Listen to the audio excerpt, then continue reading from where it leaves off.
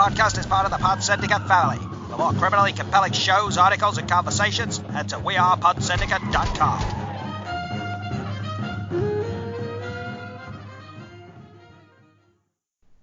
Good morning, good evening, good afternoon, and welcome to episode 348 of Film Bastards. I am one of your co-hosts, Mark Foster, and as ever, I am joined by Becky Foster. Hello, everyone. And Ian Loring. Hello.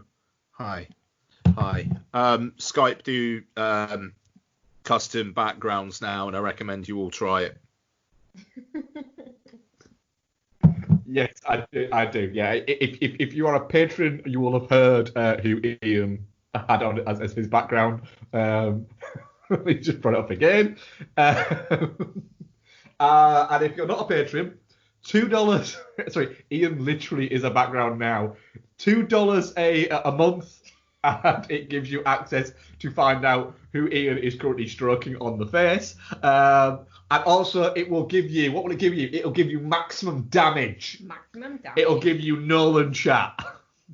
And it will give you Catsmas.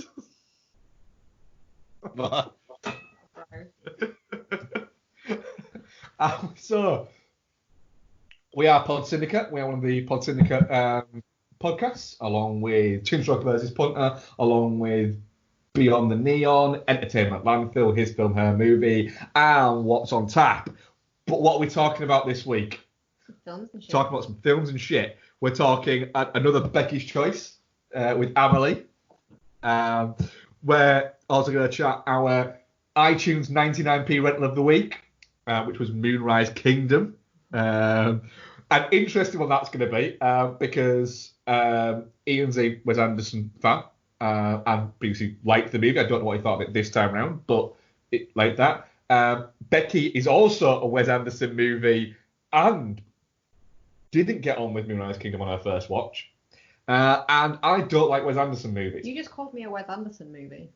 Did I? Yeah. Oh, Did you mean to put Fanny in after that? I meant to put Fanny, yeah. If you're a you- Wes you Anderson did movie, that. I'd probably have to divorce you. Yeah, that's fine. Um, Although I would have some sort of quite like sepia aesthetic going on. You Look quite would, classy. yes. I mean, I won't go classy. I'd be a bit of a bitch. You'd be a bit of a bitch. You'd look like Kim Jong-un's wank dreams. What? What? Oh, his films look very North Korean. Alright. Yeah, there was. There was a thing on Tumblr a number of years ago that was, is this one of Kim Jong-un's rooms, or is it from a Wes Anderson movie? And it was just loads of shots from it, and it was mean-spirited, but it was quite nice. I liked it. And we're also going to chat Josh Trank's film Capone, the movie that was going to be his return to cinema after the Fantastic Four, which Ian loved and nobody else did. Love is a strong word, Mark. I'm going to say it, which Ian loved and nobody else did, which Ian tolerated and nobody else did. And then, it was going to be Fonzo, it was going to be called, it was going to be like this big return. He had Hardy on board for it, and then it didn't quite happen, and then it was released on VOD, and nobody's talking about it apart from us. From the start, when the trailer dropped and everyone just watched it and went, what the fuck has he done to Tom Hardy's face? Now I'm out. But that made me more in, no, I must admit. We're also going to chat some trailers. There has been a couple, and there's been a big one. And there'll be other bits, what I've been watching, questions, etc., things like that. We have we do have a film-related question, and we have a non-film-related question, which is a very loaded question. Oh, a very loaded really? question. Okay. Yes, from Jordan McGrath. Oh dear. It's on the ground. Oh, okay. I'm leaving it be. I'll be surprised by it. It's loaded in this house anyways, is what I'll say. Oh, okay. That sounds ominous. So anyway, Ian, news. What's been happening in the news? This section happens every week, and I never prepare for it. I always just assume you do, so that's why I always ask you. It's just no. I mean, all I've got in my head is Dominic Cummings talking about driving to a castle to fucking get to test his eyes. That's amazing. Also, what I will say is there's a glory to British humour that is out there. I'm not a big fan of British comedies at Central, but there's a glory to British humour within the fact that literally within minutes of him saying this, and we will try and keep this to the last thing we say about this, but it was amusing the fact that there was a ream of various different memes had already been invented on the internet straight away. One of my favourite being, what is it, Barncastle, is it? Barnum. Barnum Castle, the sign for that, A Sight for Sore Eyes. Then there was the Specsavers ones, should have gone to Barnum Castle. Yeah.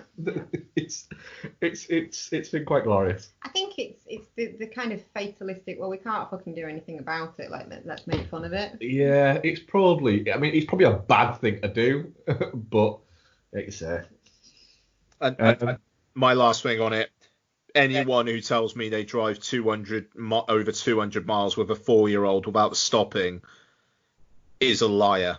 I'm genuinely surprised that wasn't picked up on more. It was like, it is. That's meant. I'm still baffled that nobody said. Just to clarify, your wife can't drive. Yeah, quite. Right. Anyway, fucking hell. I'm really drawing a blank here, guys. I'm so sorry. Like it does feel like it's been a quiet one. Apple. Oh fuck. Yeah. We didn't talk about that last week, did we not? Yeah.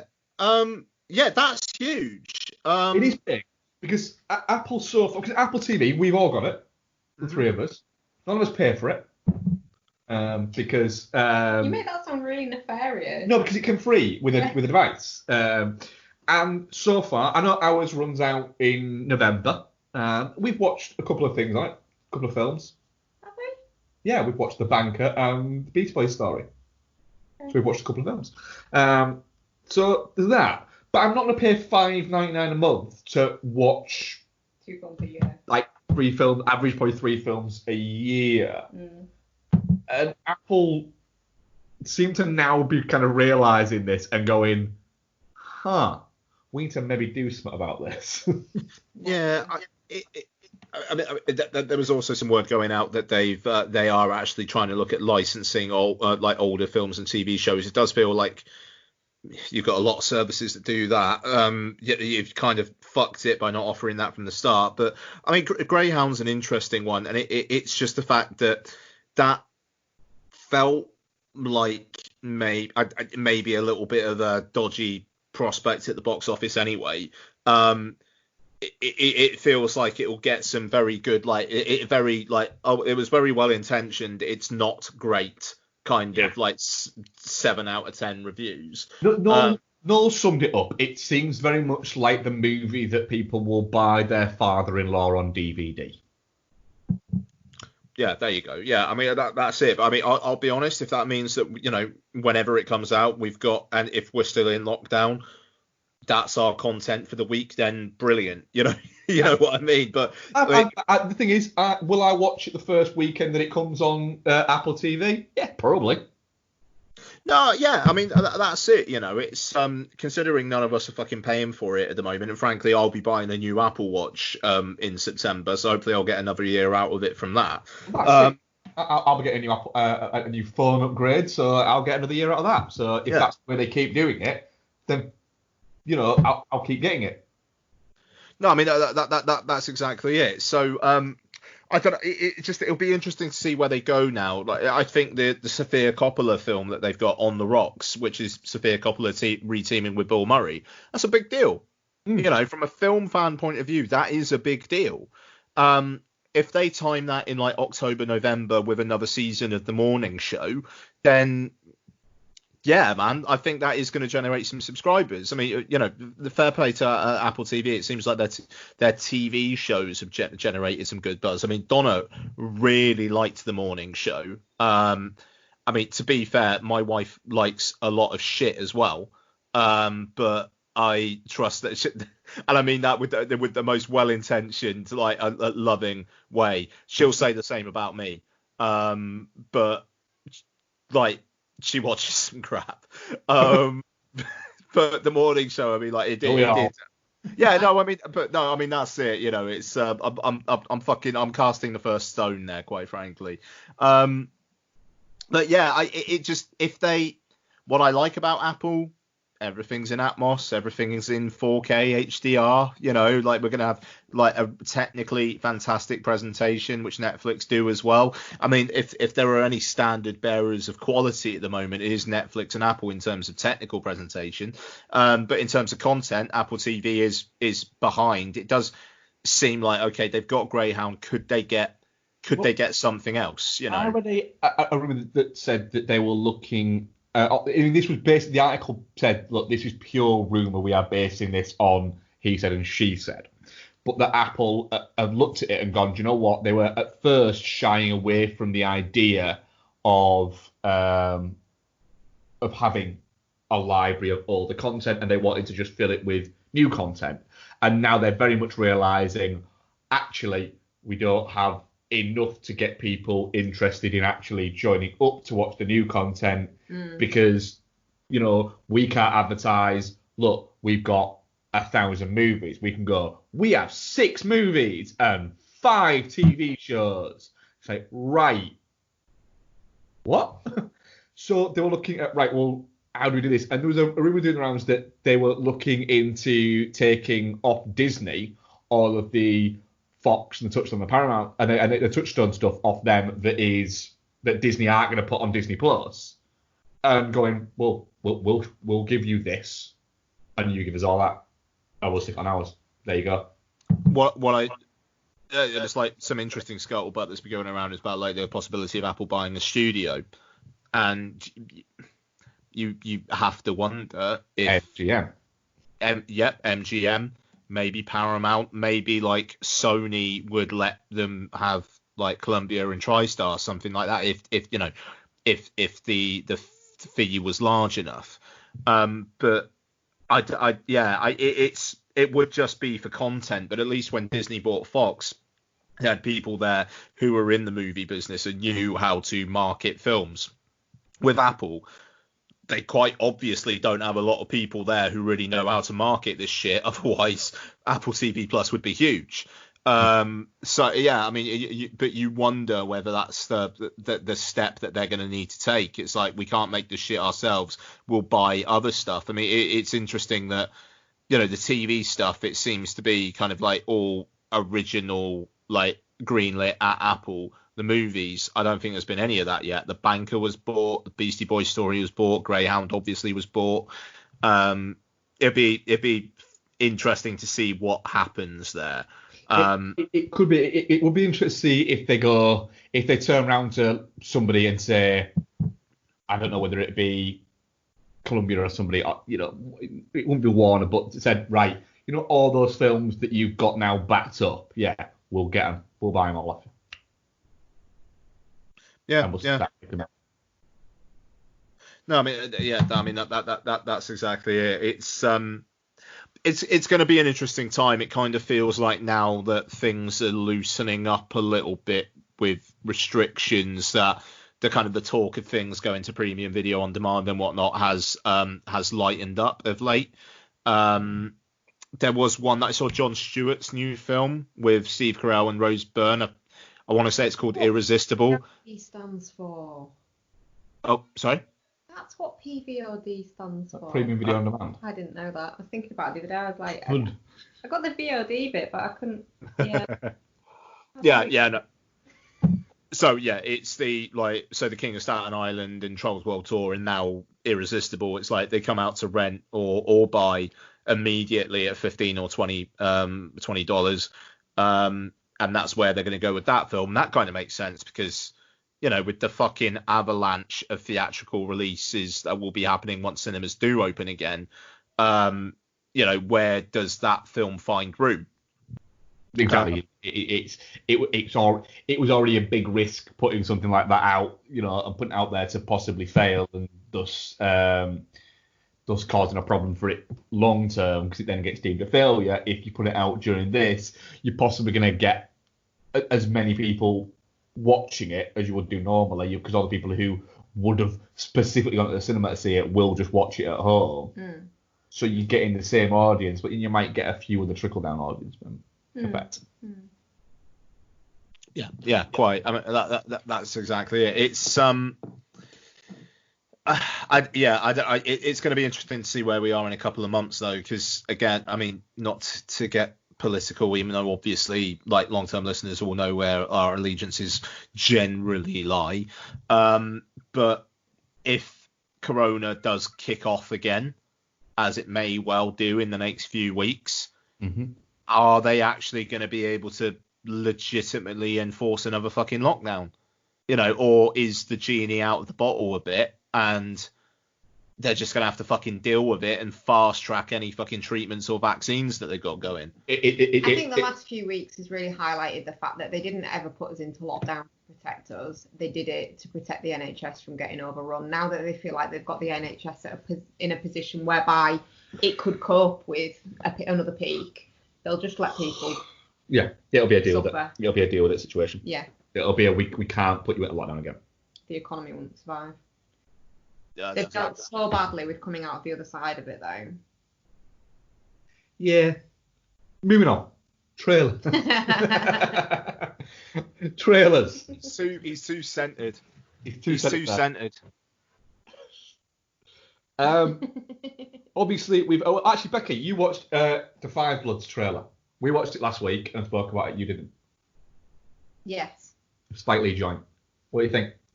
Why does he always do that? Why does he always call it a Spike Lee joint? Because that's his thing. I quite like it. Yeah, it looks good.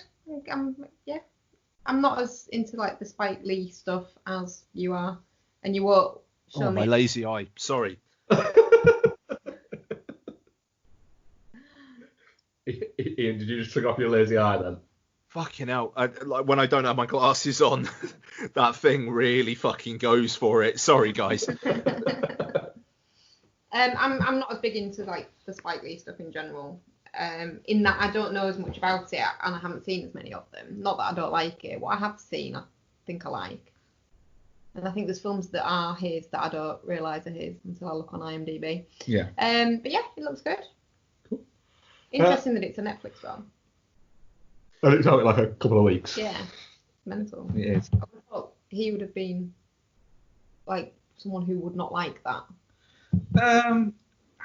Whole Netflix movement. No, Spike Lee's very much a purveyor of. I think possibly that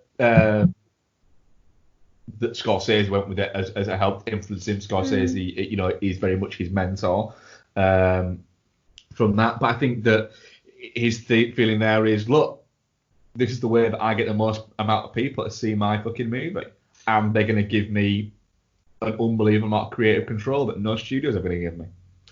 I mean, I think that's not criticism of Spike Lee or studios there, but no studio is going to give Spike Lee that much creative freedom. He did make that weird Old Boy remake that was. You fucking leave that alone. I mean, shit. He fucking kickstarted The Sweet Blood of Jesus. I paid to get a fucking tweet from Spike Lee. That wasn't why I did it. I paid because I wanted to kickstart The Sweet Blood of Jesus, and it was fucking awful. But he'll do what he can to get his stuff made. And I mean, I sound like I suck Netflix's cock all the time. I do. If Netflix was Dominic Cummings, I am Boris Johnson. But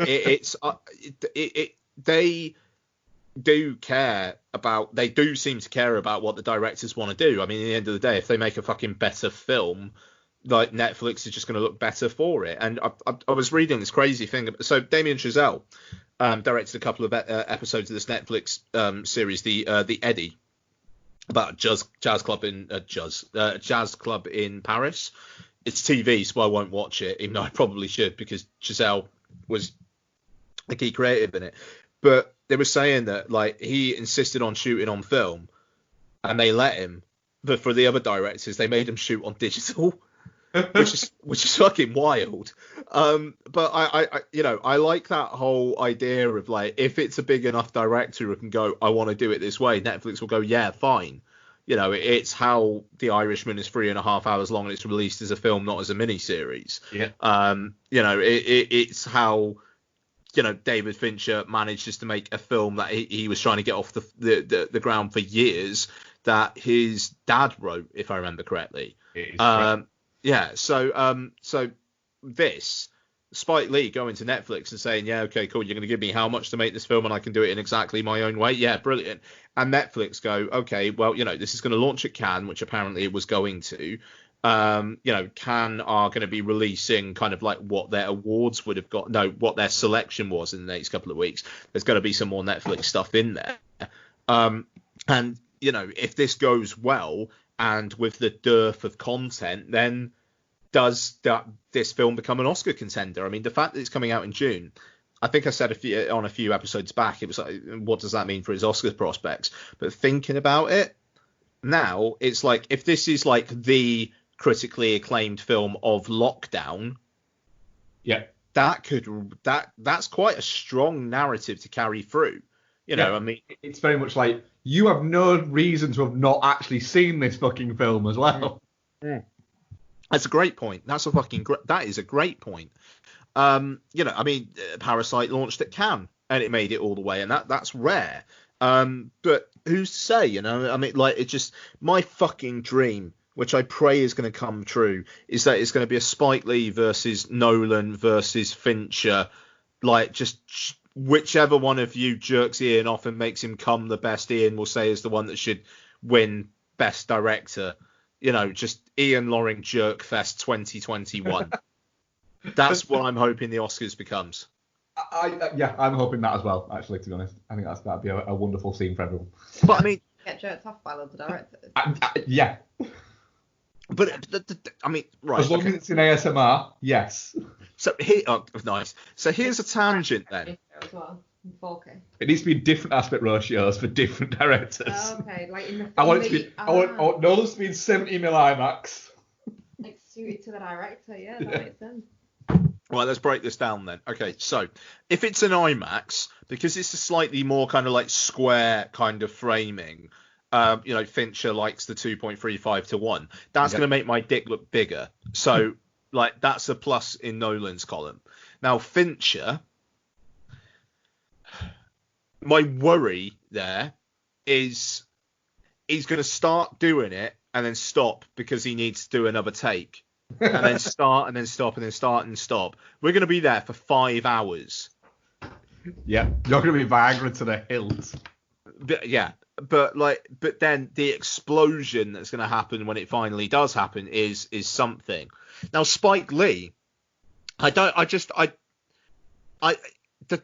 he'll worry about the technical proficiency so much that I'm not entirely sure he'll ever check on me. So I think the director who would best jerk me off, I think, is going to be Chris Nolan. Yeah. I think that's I think we worked the science, we trusted the science, and we got there. Yeah. Becky, how about you?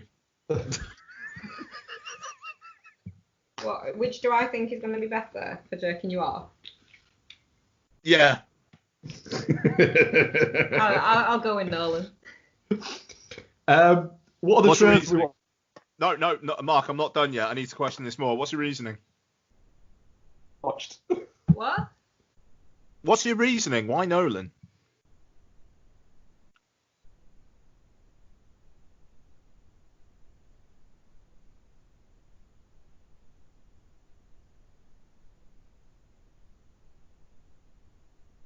I think I've killed the recording.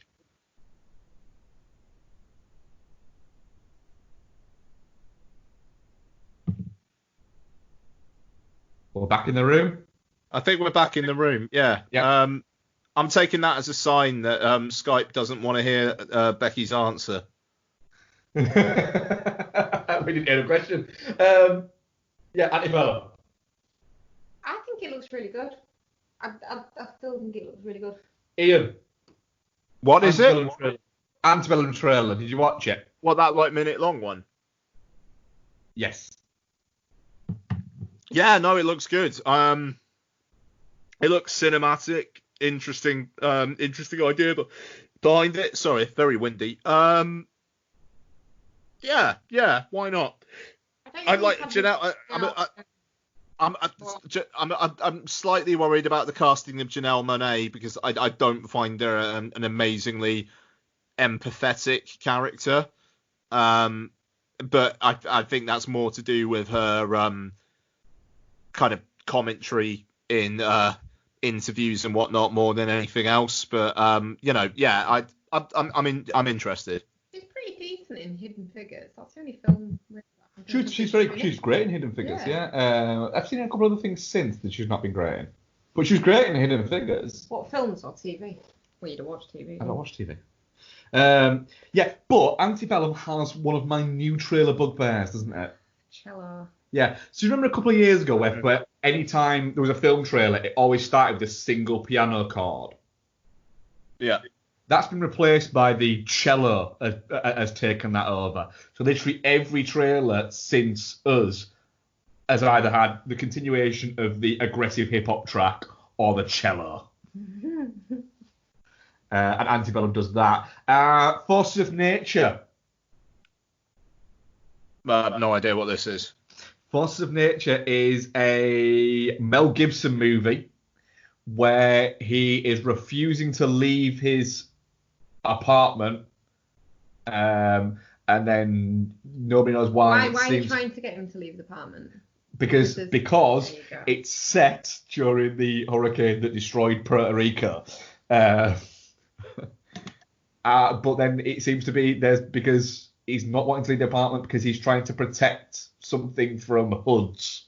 Yeah, like some kind of gang. Yeah. I don't know, when you've got a Russell Crowe as a crotchety old man trailer and then a Mel Gibson crotchety old man trailer come out so close together, you can't help but compare them.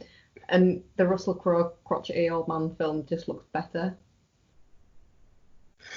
Is that because Russell Crowe looks like he's playing a crotchety old man, whereas Mel Gibson seems like he is a crotchety old man? It could be that. It could have something to do with that. Yeah. I mean, it looks fine. It just looks a bit boring. It has a very strong Tuesday night Netflix vibes to it. Yeah, it does. Yeah. But I'm up for that. Another Tuesday night Netflix vibe movie, the Netflix movie The Old Guard. I think this looks quite interesting. It's right on Netflix's street as well. It is. It also has the generic Netflix posters, doesn't it? Yeah. Did you watch this one, Ian? Content. That's all I'm thinking. Yeah. I mean, it looks fine and I'll watch it. Oh, yeah, I'll watch it. It looks fine. I'll watch it. Do I want Becky, we've got a main review that week. That's all I care about. Will I watch a Charlize Theron fronted movie where she plays an ancient soldier? Yeah, go on then. Fair enough. Yeah, I'm alright. If this movie is anything above 107 minutes, I'm worried, but it can't be, can it? Let's see. Let's see the Old Guard, see if it's got a runtime yet. The Old Guard.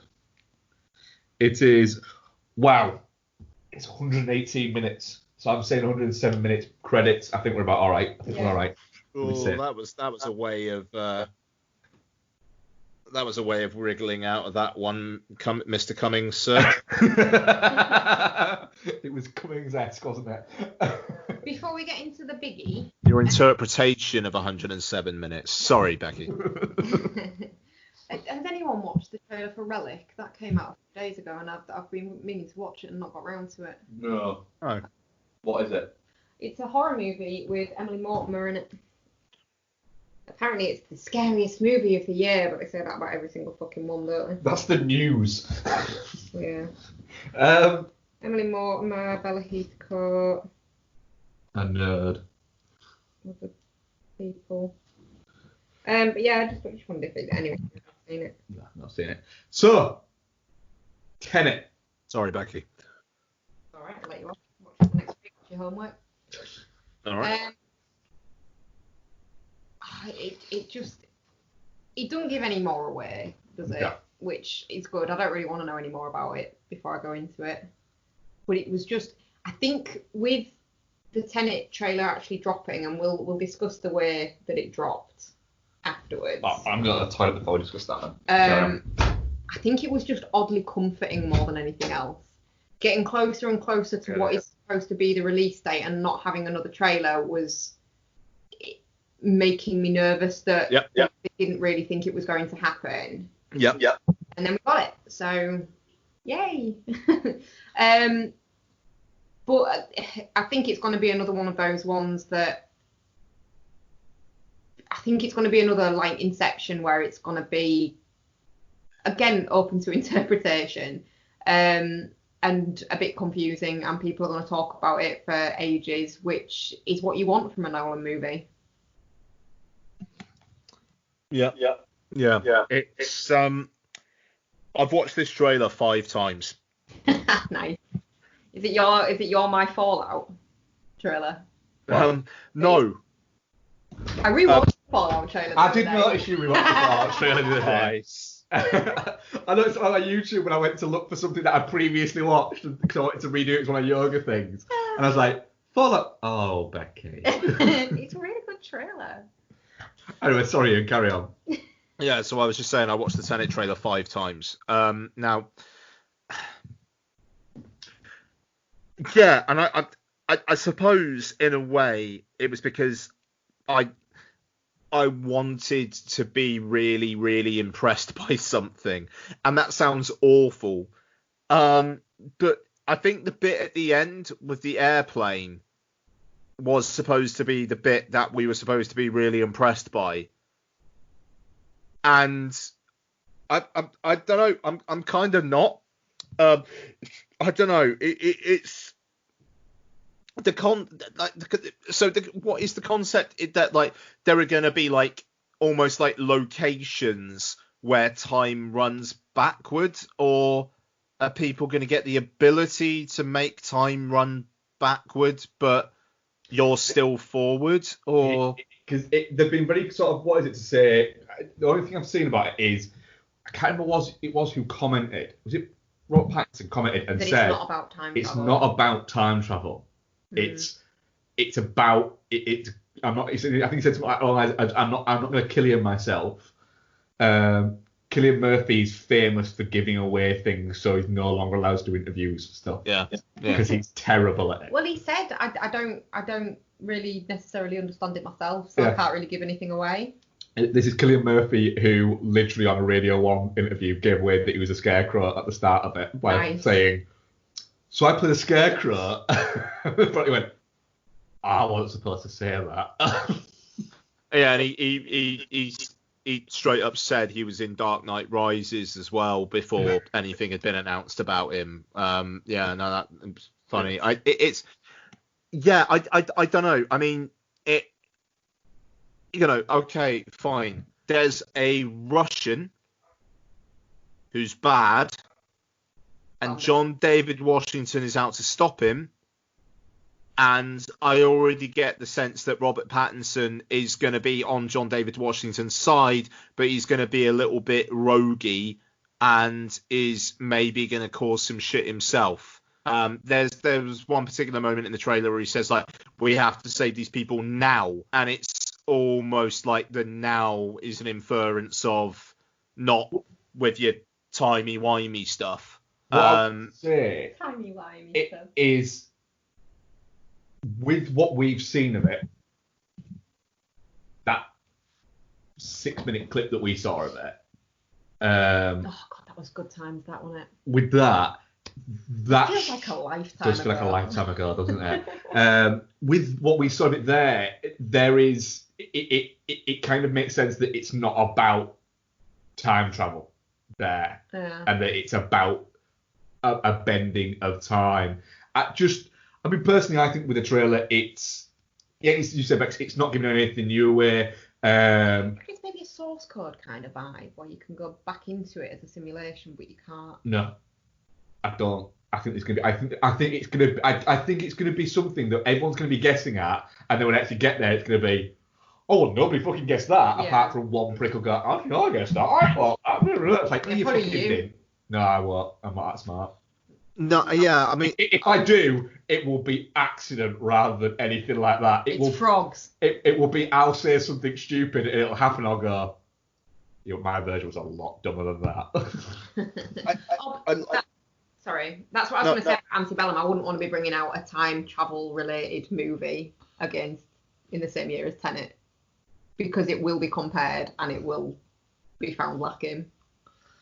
Well, we hope. Well, we don't hope. We hope they're both good in equal ways. God, but what if it's Prometheus all over again, Mark? I can't cope with that. Don't. I can't cope with that. Yeah, please don't do that. It's I don't know. I haven't seen anything from the two trailers so far that say you must see this in cinema. And the thing is, I know the film will have those moments. I know it will. But neither of the trailers have quite made me go, oh, fucking hell, cool. But the fact that you guys are saying the prologue was really fucking eye-opening. I have to say, neither of the trailers for me are, if we hadn't seen that 6-minute thing, I'd be excited for it because it's a new Nolan movie, but I won't be as excited for it. If that is anything to go by, I am well excited. Plus, Robert Pattinson essentially doing a new, different version of what Tom Hardy did in Inception. Mm-hmm. I am well up for. No, I mean that's it. I mean it's a really interesting cast. You know, Elizabeth Debicki is there as someone, and he's always brilliant in anything she does. Yep, straight up. Clemence Posey, I like. She seems to be almost like the Q of the fucking situation. Into that, why not? Yeah, I mean, I Kenneth Branagh. I mean, like he's potential to be a bit hammy, but I fucking love that. How do you want to die? Old. You picked the wrong profession to be in. Yeah. Like that's a fantastic fucking exchange. Also, as well, Martin Donovan in anything is always an absolute fucking treat. Yeah, no, quite. I mean, the casting is fucking down. Really looking forward to it. I suppose that there is an argument for not fucking just like, as my dog does, just fucking laying down whenever she sees a male dog and saying, "Paint me like one of your French girls." Yeah, it's I'm up for it. Really fucking hope it makes July, and we'll take it from there. Yeah. So a film that definitely didn't make its cinematic release. Are we going with this one first? Yeah. We're going with Josh Trank's Capone first. Why not? I don't know. I feel like that's a last film. No, time in review. Just because Amelie was your choice, Rebecca. No. Because like you finished strong with Capone. I think that's going to be the most interesting discussion. I don't know. I think we're probably going to disagree massively on Moonrise Kingdom. I think that could be an interesting discussion. Yeah. So Capone is written and directed by Josh Trank. Stars Tom Hardy, Linda Cardinelli, Noel Fisher, Carl McLaughlin, Matt Dillon. You laugh at that? Linda who? Words. Noises. It wasn't as bad as some of them, to be fair, Bex. I mean, like, it's not one of those. It wasn't one of those ones I was thinking of picking him up on. No, but it's literally in front of him in writing. Even if you phonetically sounded it out, you'd get close. That's probably fair. Say it. Last one's Emmy. It's definitely not Cardinelli. Well, I'm going to disagree with you on that one. You finished? You need to get some new glasses. I think I need to get some new glasses. I need to have a full fucking bar and castle. Yeah. Cam McLaughlin and Matt Dillon. What is the story of? Well, it is kind of the story. It's a dramatisation of the last year of Al Capone's life and the FBI's efforts to try and find out if he did hide $10 million. I mean, they don't really make many efforts, do they? Like, they're just in a van. I mean, they're bugging him and they're questioning him and they're trying to get his physician to find things out for them. They only question him that one memorable time, though. I would say that they are. They're putting in a bit of effort. I think they get all the answers they need from that interview, quite frankly. The film also focuses on the fact that Capone has dementia brought on by adolescent syphilis. The bad sip. The bad sip. And so it is about his deteriorating mind.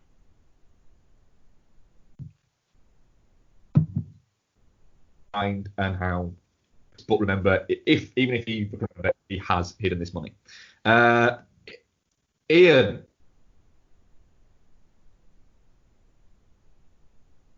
what do you think of Capone? I think it's really interesting that Josh Trank got this made. This time it says. Is it us? Yeah.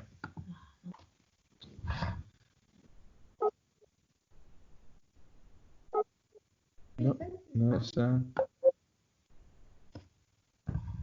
Yellow? Yeah. Hello, you're back. Okay, yeah. Okay. So, I heard all of that pretty much. It was weird. So yeah, I think it's interesting that Capone got made. It's a film that doesn't feel like it's one from someone who's kind of like been in direct to jail. It's a really odd, quite interesting piece of work, which I think maybe would have worked better if it didn't have the performance at the center of it that it did. And that's not to say that Tom Hardy is bad, but I don't know, maybe it is the direction, but the kind of like the mumbling, incoherent, just what the fuck of Tom Hardy's performance. And I mean, it actually, do you know what? I think it probably is Trank, because the fact that he shits himself not once but twice on screen, I mean, like, what is the intention there? I mean, is it to just show how low Capone has fallen? And yeah. There's a dualistic one, I think, there. I think it's either to show how low he has fallen, if, as believed, and is essentially most likely true, that he was suffering from dementia, or for those who still claim that he was faking it all, mostly that have been largely discredited, but for those who still claim that he's faking it all, it was him essentially going all out to fucking fake it to essentially stop the interview. Yeah, no. Thesis that he had, which is also known as general paralysis of the insane, according to Al Capone's Wikipedia page. Cool. Or paralytic dementia. Cool. No, but I mean, yeah, it's I don't know. I get that, but I mean, it is. Is it supposed to be funny when he shits himself and then just makes fart noises while the FBI guy is trying to interview him? Because that felt like that should be the film's Oscar clip to me.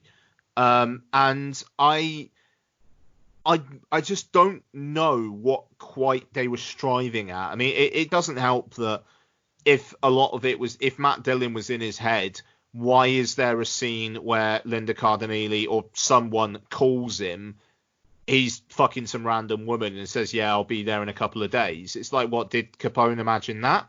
Yeah, because that does happen. She does call him. Yeah, but maybe he exists, but he's just not there, and Capone's imagining him there, but he does exist in real life. But isn't he the person who, like, he beat to death, though? Because there's that kind of, like, that guy who was, like, was all bandaged up or, like, had the shit all over him. Like, and then, because Matt Dillon's, like... or just stuff. All that stuff over him. Because, like, that sequence when Matt Dillon comes to him and he was just like, take these, and like plucks his eyes out and gives them to Capone, and there's like that cut to the shot of the guy who was all bloodied and beaten up and whatnot earlier on, and the inference is that it was him. So, you've got that scene, and then there's the scene where they're on the boat as well, and it's like, so what, did that take place? I mean, and also when they're watching The Wizard of Oz, he's there.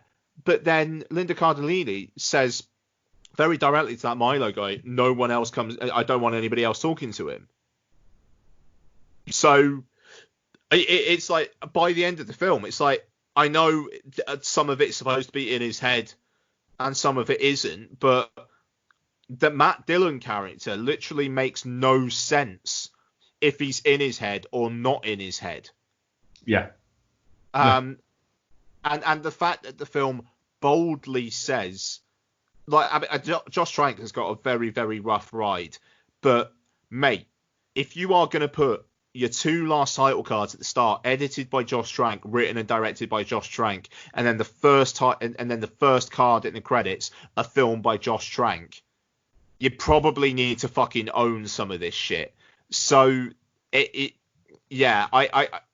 felt more and more incoherent as it went on, but I don't think that was necessarily for mood. I think it was just because they didn't quite know what they were doing. But I think Hardy in himself singular is decent. I thought Cardellini was really, really good. Yeah. Really good. That whole bit where she's saying they're saying, get some of the guys to move in, take care of you, and she was like, I've been waiting 28 years for peace and quiet. I ain't scared of him. That's fantastic. That's a great moment. There's some good shit going on in here, but there's also Tom Hardy shitting himself and then audibly farting, and I don't know whether to laugh or not. That's Capone. Bex, what were your thoughts? It is. I mean, it is a bit of a car crash. I kind of feel like what they were trying to do was to portray, obviously, like you said before, his fall from being Capone to being Grandpa Fonzie, who can't really remember what he's doing and shits himself. Like, I think that was the vibe that they were going for, and I think there are points where it feels like they wanted to do quite a poignant take on what dementia is like, but they don't stick the landing.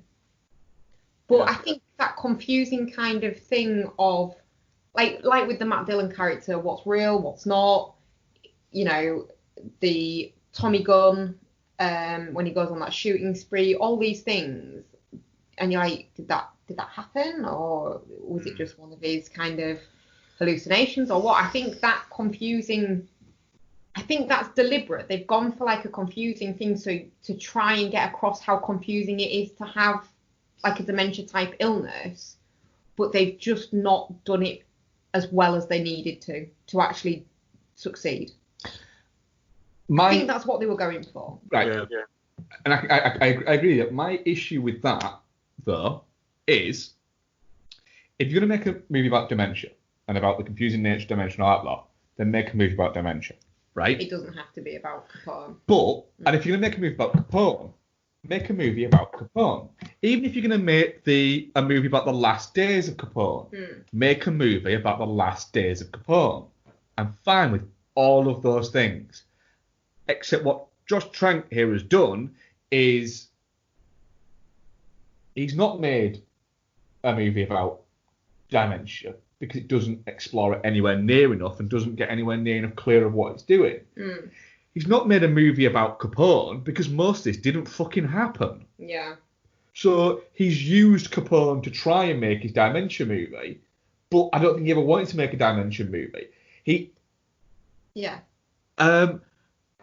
And even the whole crux of his story, if you're going to change reality, have him fucking finding the 10 mil. Imagine him finding the 10 mil. He can't even successfully...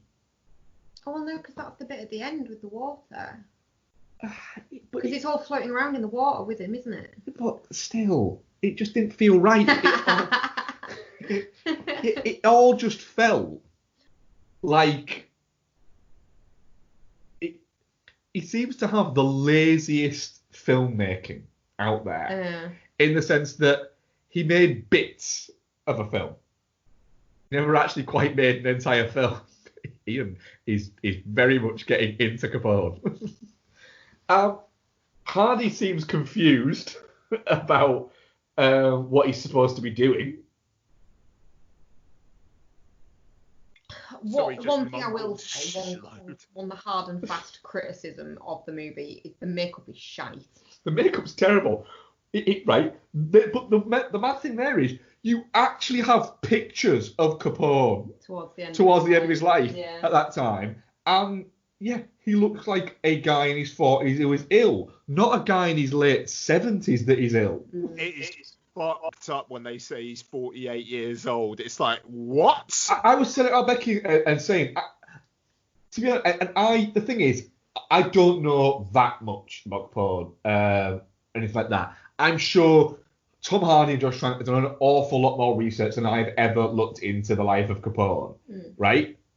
But I'm sure Hardy has. Even I know that most of that didn't happen.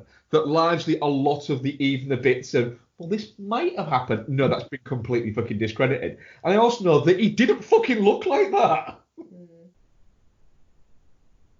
Yeah, I think that's a lot of people won't have watched it because of that.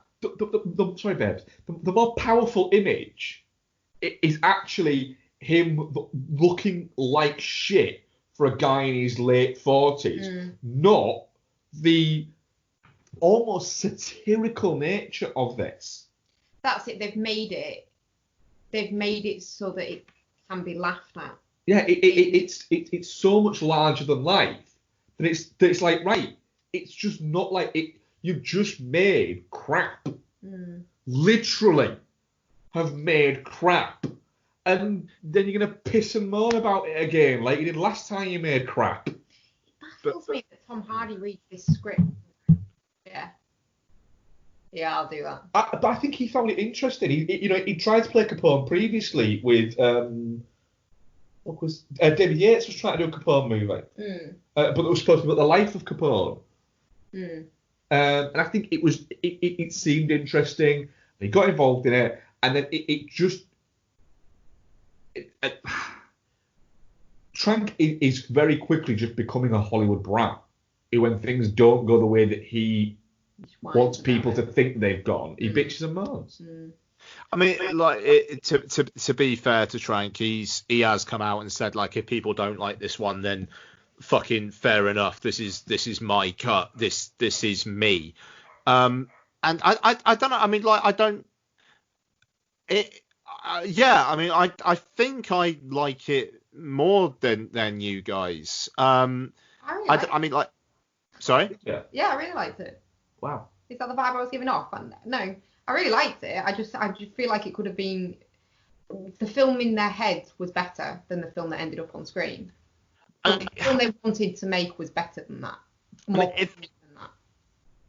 If it was more about the kind of like the fucking like the dream / nightmare landscape that this version of Capone finds himself in, kind of like dealing with all the sins of the past, like that like 10-15 minute section where he like wanders off and then he's at that party and like fucking, is that supposed to be Louis Armstrong's like yes, like singing, like I thought that was really striking, and it's very, you know, Peter Deming, who's David Lynch's cinematographer, like haunting, that scene, isn't it?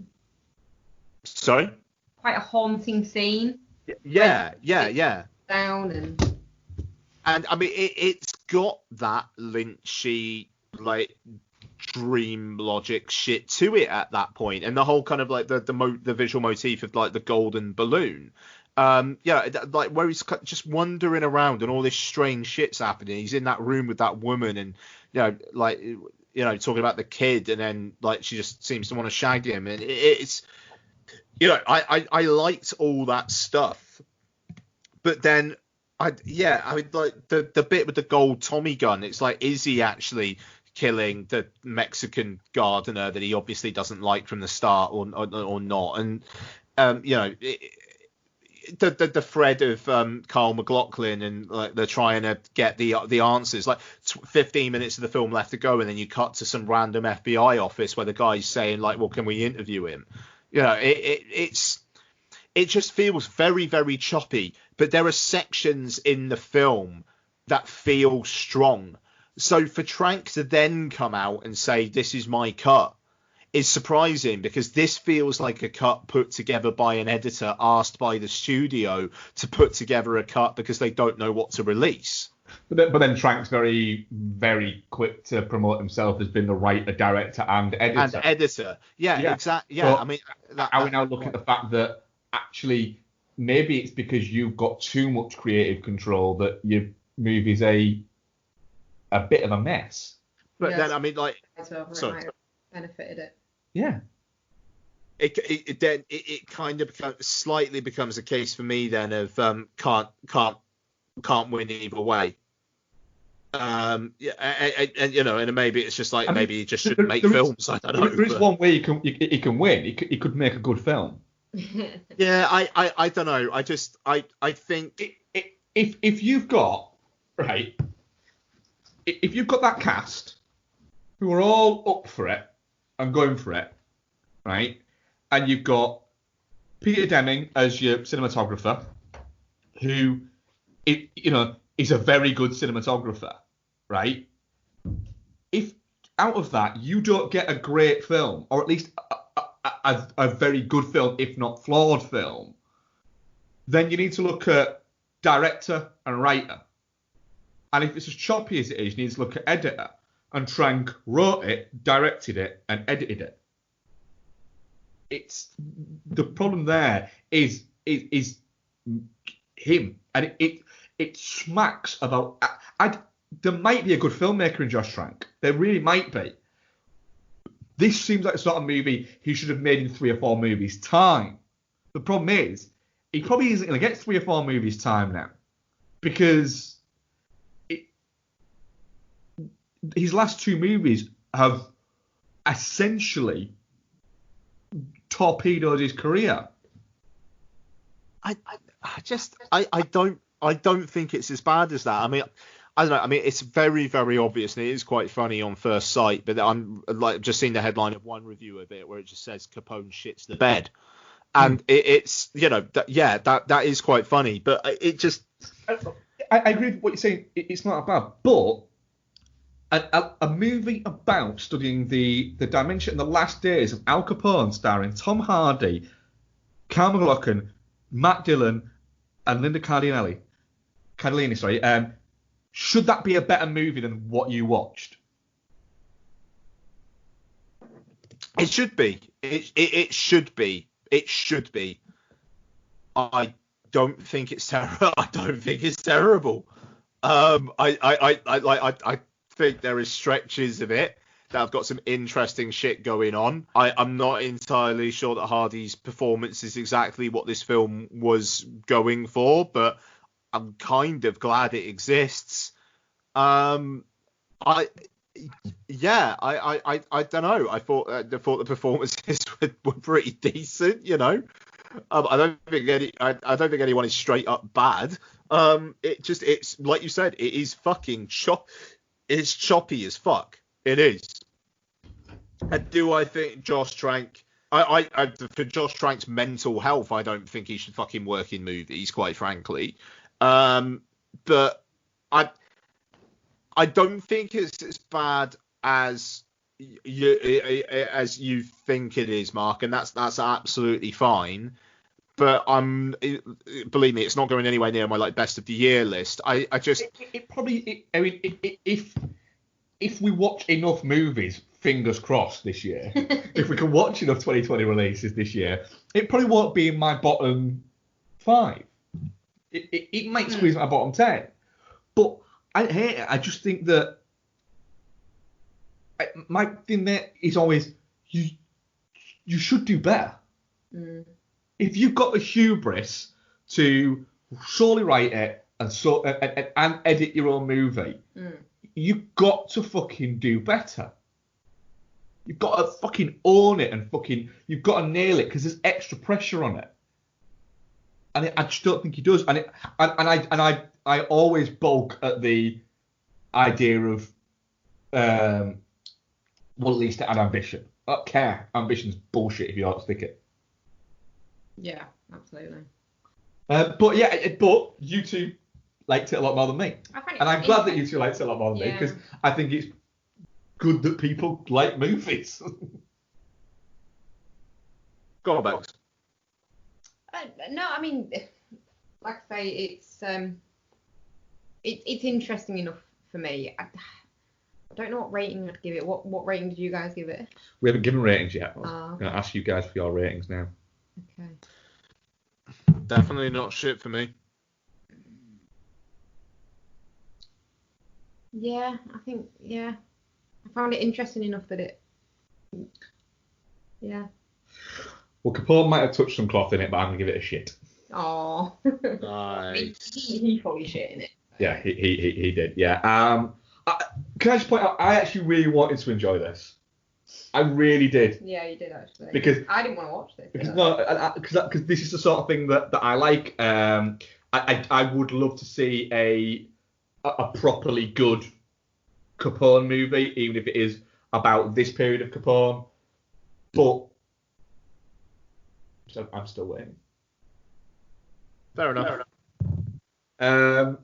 What should we do next? What shall we do next? I'm going to do Going to the Toilet starring Ian Loring. Well, should we do so what have you been watching then? Are you tired of film podcasts where the hosts exist in a constant blissful state of agreement? I mean, the main characters are two of the dullest main characters I have ever encountered in any film. Well, you're in luck. Let me introduce you to Chinstroker and Punter. One is an ex-film student with a penchant for David Lynch and art cinema. The other is a man on the street. Listen in perplexed and horrified terror as we tear apart one film a week. It just really It's isn't. not visually striking. No. Just getting confirmation. It's just that's the third time though. I mean, is this on? You can find us at csvsp.libsyn.com. So come and share the victory. If you could fuck any man in film, who would it be and why? My answer is Lance Henriksen. Oh! He wouldn't tell. He looks like somebody. He looks like somebody who can keep a secret. You like the 1980s, don't you? Of course you do. We all do. But have you ever wondered why that decade was the way it was? Have you ever wished there was somewhere you could go to get past the usual day-glow sentimentality? To try and understand 1980s pop culture in a more social, political and historical context? Because if so, it sounds to me like you're ready to go beyond the aesthetics, beyond the nostalgia. Welcome to Beyond the Neon. Beyond the Neon is the podcast that dares to pull over the Testarossa, eject the Wham cassette and take off the Wayfarers. If you're looking for retro reviews of Back to the Future, The Goonies or John Hughes movies, you will not find that here. If you're looking for top 10 lists of A-Team episodes, Nintendo games or Stranger Things references, you will not find that here. If you're looking for long boring introductions, Squarespace ads or Patreon begging, you will not find that here. Because Beyond the Neon, we do things a little differently. In each documentary-style episode, I look at one area of 1980s popular culture and break it right down. And each episode features academic insight, guest contributions and interviews, as well as clips plumbed from the depths of the 1980s cultural void. Well, YouTube, mainly YouTube, to help illustrate the wonderful, perplexing, terrifying, joyous and utterly thrilling world of 1980s pop culture. Beyond the Neon might not be as regular as other 1980s podcasts, but that's because Beyond the Neon isn't like other 1980s podcasts. Subscribe to the show today and check out all past episodes by visiting beyondtheneon.co.uk.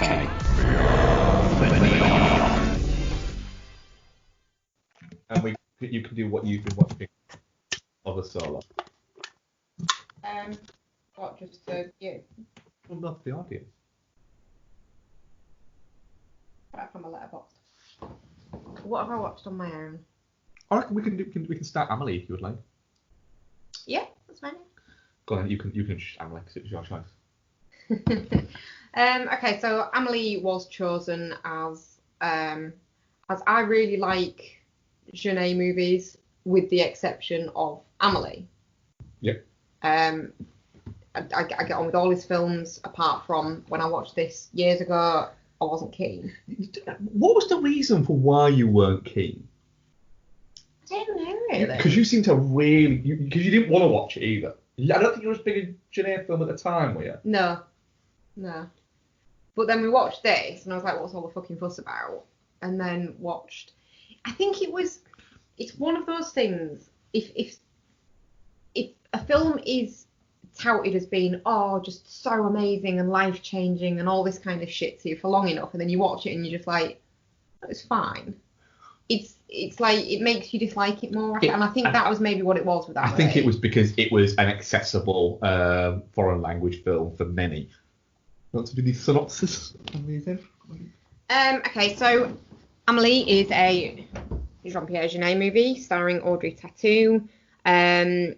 Basically, Amelie is brought up in a very sheltered household. Her father is very unaffectionate. Her mother is killed when she's quite young by a suicidal German, I believe it says. And she, from falling from like a big tower on top of her, it sets a precedent, which she leads a very introverted life. And the death of Princess Diana sort of causes her to reevaluate things around her, and she decides that if she can't fix her life, she can help fix other people's lives after she finds a little kind of time capsule thing in the wall from a boy that lived in her apartment previously, and she starts doing little missions trying to help people. Yeah. Find true love at the same time. I don't think that's her initial aim. No, I don't think it's her initial aim. I think it's to find a greater sense of self. And there you go. Mark, what did you think of Amelie on rewatch? Well, I'm not as much a Jeunet fan as you are. There's a certain element of kookiness, I think, to his movies. That I don't tend to get on with. You tend to get on with a lot better, and that kind of aesthetic, and I think we've said there's a Gilliam-esque kind of visual to it. Yeah. From that there, I think also there's a storytelling is similar to Wes Anderson, which we'll get to when we talk about Moonrise Kingdom. So I think visually he's very similar to someone like Gilliam, and storytelling-wise, I think you could. Storytelling-wise, there's an element of Gilliam-ness in it. The chaotic nature of the way he tells stories, not in Amelie. Yeah. But in things like City of Lost Children and Micmacs. You really did hate Micmacs. I hate Micmacs. I fucking hate it. So I didn't mind Amelie the first watched it.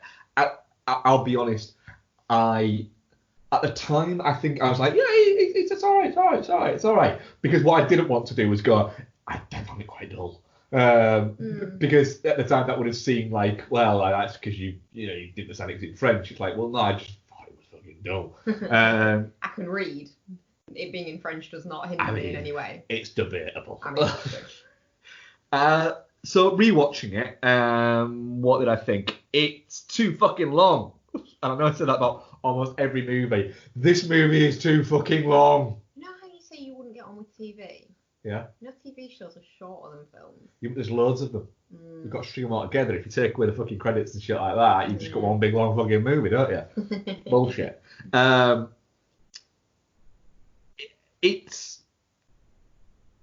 It's sweet. I enjoy it. There's bits in it. There's storylines that I enjoy.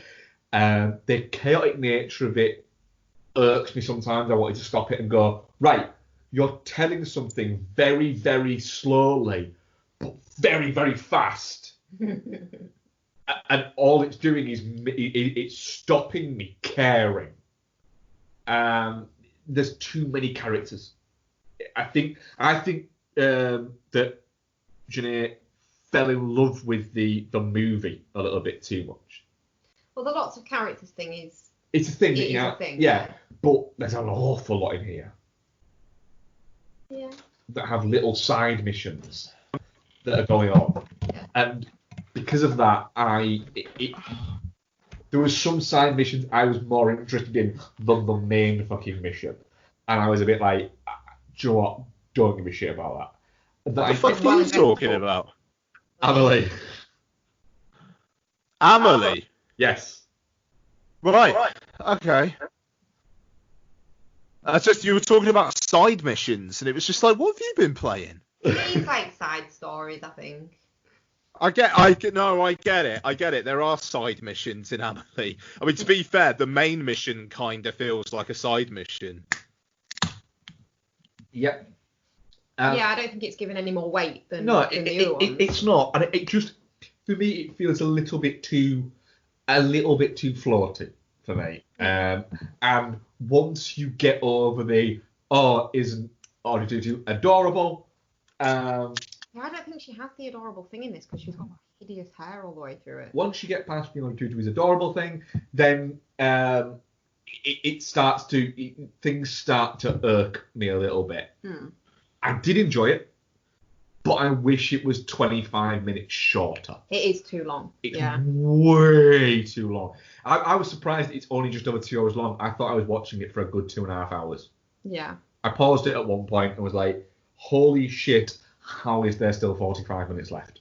Ian, because you haven't said your piece yet, have you? No. Ian, what do you think of Amelie? I am guessing rewatch. No, it was a first watch. Yeah, and you're gonna have to forgive me. I my back's been twingy all day, and it's doing some fucking horrible shit now. So that walk downstairs was ill-advised. Yeah, Amelie, I tell you what, I've never fucking felt older than I do in 2020. I swear to God. Yeah, I was, for the first hour or so, I was just fucking in love. I was like, this is amazing. This is exactly the twee kind of shit that I eat up with a spoon. And then the kind of the love kind of plot kind of kicked in a little bit, and it was like, she makes quite clear at the start that, you know, she doesn't really need a man and she's doing perfectly well without it. And then suddenly the most overly extended meet cute you ever did see kind of dominates the film. And I thought that was a real shame because I did quite like some of the side stuff that was going on. The fucking gaslighting with the mean grocer was incredible. That was great. I fucking, every single bit of that I love, just like the swapping the door handles and just really putting someone on edge with just doing weird little shit in their house that just doesn't feel right. Loved it. Flippers for a smaller size. It's such small shit as well, isn't it? Yeah. Changing the light bulbs for like a slightly dimmer wattage. Yeah. That one's amazing. And he's just looking at the two lights and just can't quite figure out what's wrong there. No, I mean that was great. But then like I say, the main plot, not super into the bit with the making the guy fall in love with the tobacconist, which at the end of it is just like, yeah, like he's a psycho and she's best off out with it.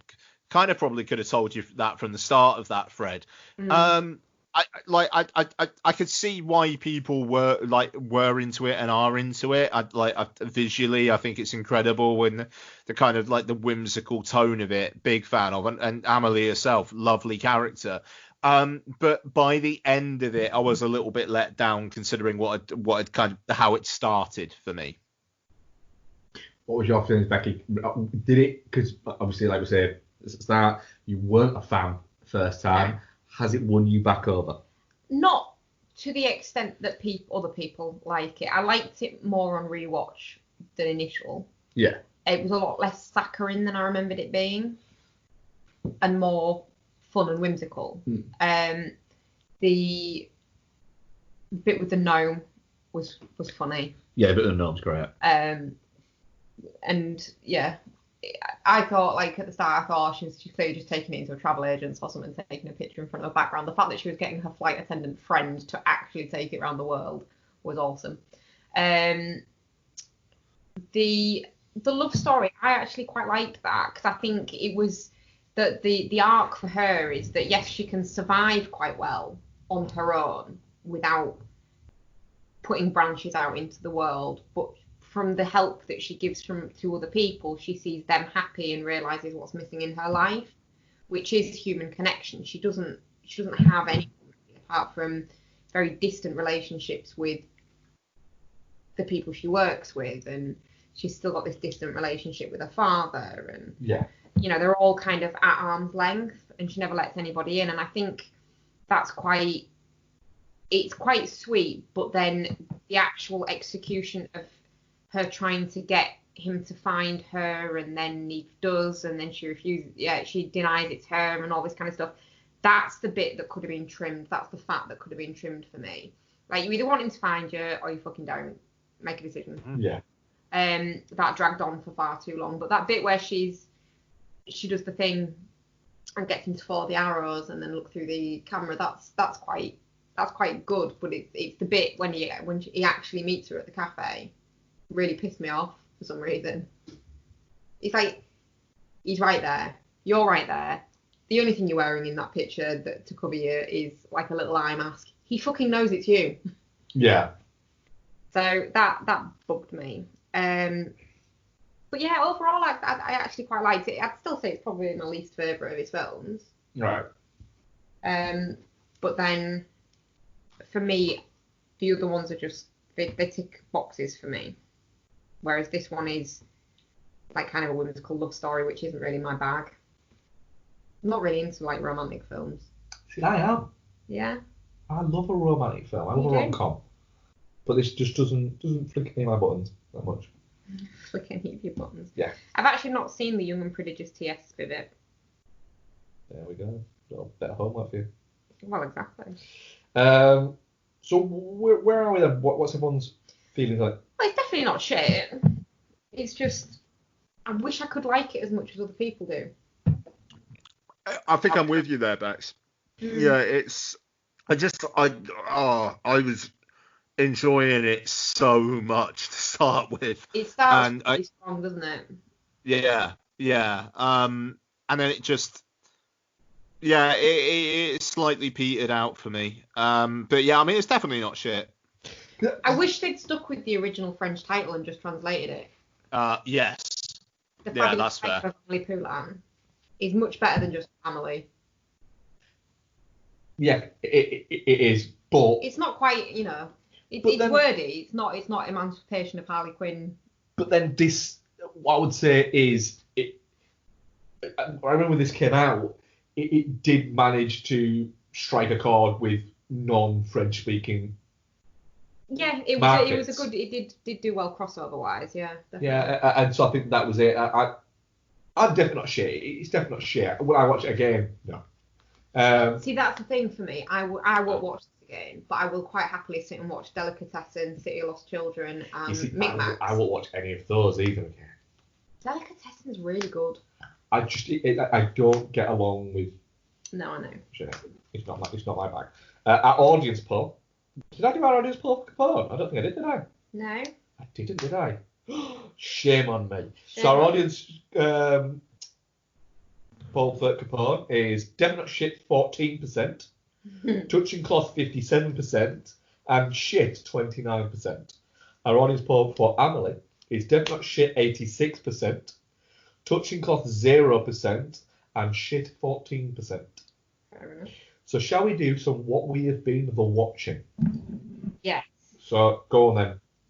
Ian, what have you been watching, bud? Rewatched Detective Pikachu. Watched it with Donna and Lottie. Donna hadn't seen it before. Donna is heavily into Pokemon Go. Was literally identifying Pokemon when they came up on screen, saying, "Oh, look, it's a blah blah blah," which I thought was very cute. I really like Detective Pikachu. It's a laugh. I'm looking forward to seeing what they do next. Hoping it's this kind of style and tone, not necessarily with Ryan Reynolds in it again, but we'll see how we go. I'm a fan of Detective Pikachu. Also watched Clouds of Sils Maria. So I've talked about this on the show like a good while back. Directed by Olivia Sayers, starring Juliette Binoche, Kristen Stewart. I believe it's the film that Kristen Stewart won Best Actress at the Césars, the French Academy Awards, and she was like the first woman American who ever won Best Actress at that awards. It's on Criterion Channel in the US. I watched the extras as well. Really like Clouds of Sils Maria. I believe it was in my top 100 the decade as well. Yeah, it was.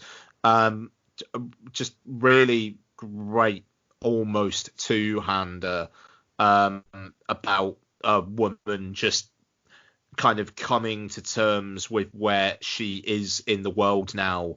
The kind of age happening to her, but by the end finding that she still has purpose. Kristen Stewart's character, I think, is really interesting. Have either of you two seen this? I've not seen it yet, no. I've seen a few of his other ones, and I've always really enjoyed them. Yeah, yeah. Sorry? He did Boarding Gate, the Adrian Gentleman Michael Madsen for that. Yes. That's actually quite a fun movie, that. Yeah, no, he's. I like the stuff that he that I've seen of his as well. Kristen Stewart plays Juliette Binoche's personal assistant. Binoche is an actress who was in a theatre production by an acclaimed playwright when she was younger. The acclaimed playwright dies, and but there's talk about doing it again, but with her in the older woman role, and then Chloe Moretz basically playing the girl who's going to take the younger actress role. A lot of it is Kristen Stewart and Juliette Binoche basically kind of like just talking to each other, and Juliette Binoche kind of negging Kristen Stewart at points, even though Kristen Stewart's got perfectly salient things to say. And Moretz plays a kind of like a stereotypical actress who's gone off the rails, who's now looking for credibility, blah blah blah. And yeah, it's a classy time. It's an interesting time. It looks amazing. The locations are incredible. It's just a good film to be in the company of for a couple of hours. So yeah, I recommend it. And if anyone has the Criterion channel or the Criterion edition of the Blu-ray or the DVD in the US, it's there's two 40-minute interview pieces, one with Assayas and then one with Binoche and Stewart, which are well worth looking at. So yeah, Clouds of Sils Maria. I really really fucking like that film. And do I have any others? I rewatched Cats. So obviously, given Catsmas, but what I will say, it's fucking incredible that they've put out the version of Cats, which was the version before they replaced the visual effects. That is madness. So I can't. It's mental that they just don't give a shit that much. Yeah. It's so weird that they actually did that in the cinema, to try and almost like save face. I mean, I don't know. I sent some pictures in the WhatsApp group. I don't know if Becky's seen it, but it's just the one shot of the cat just fucking wearing lace-up trainers. It's so Skimbleshanks, the railway cat, the cat of the railway train, has tap shoes on. But I mean, to be fair, I don't know how you see. How do you CG out tap shoes? It kind of feels like if they had another couple months, they would have CG'd out the tap shoes. It just it's so inconsistent, and some of the hands look like human hands. Sometimes they kind of look more catty, but still not cat hands. What I will say about the film itself, I mean, obviously I'm going to record a commentary and whatnot. On rewatch, there are sections that are fucking stupefying, and I watched it with Donna and we were drinking, and it was a very very good drunk watch, very fucking hell. Started watching it with with Lottie as well, and at the end of the first song, Lottie was just like, "What's a jellicle cat?" And it was nobody knows. And she gave up 15 minutes in, went upstairs, watched her iPad. We just watched the rest of it. But the start is awful. I'm sure it's how the musical starts.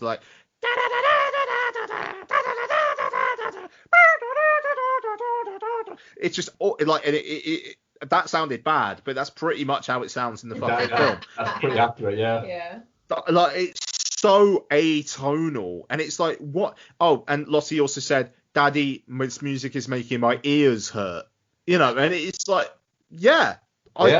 100% see it. Daddy, this makes my ears hurt. What's a jellicle cat? and finally the music stopped. Were the 3 comments that Lottie had for Cats. And then she fucked off upstairs. It was like, yeah, all right, fair enough. But I think there is a stretch in this film I quite like. I like Skimbleshanks, the railway cat, the cat, the railway train. I remember not liking it first time round, but I don't know, because at least they kind of like they do an imaginary train thing, and I don't know. I mean, at least they were getting out there. I mean, you look at the scale of things in the other sequences, and it just really puts you off. Like I think it's the fucking Mungo Jerry, and fucking whatever the fuck. Sorry? Rumpel-Teaser. Yeah. That sequence when they're like in the dining room, the scale is fucked. Oh, and the awful Cockney accent as well. Yeah, no, absolutely. It's just like when the cat has got the fork and knife, though, it's like that cat must be fucking tiny, because that fork the fork and knife look really big.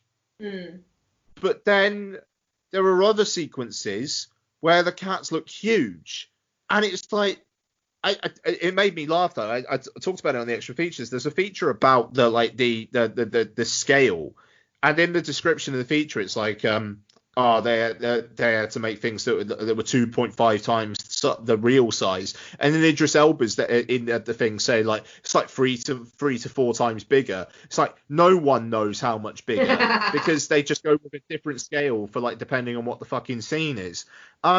It's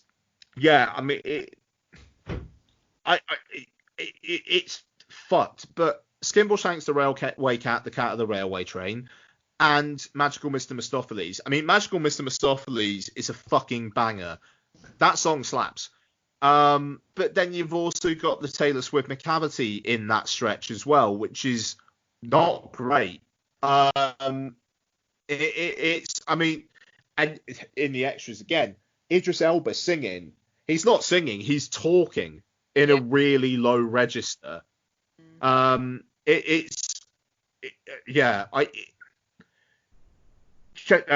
don't know. I mean, also the McCavity.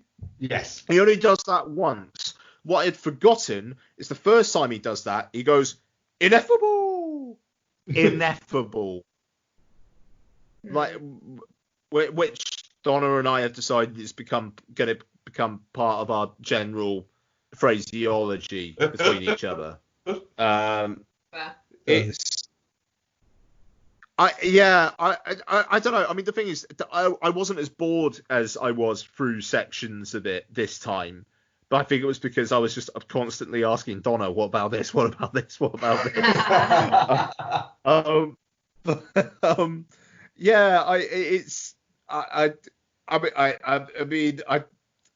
A lot of people worked really, really fucking hard on Cats, and if the extras tell you anything, it's that.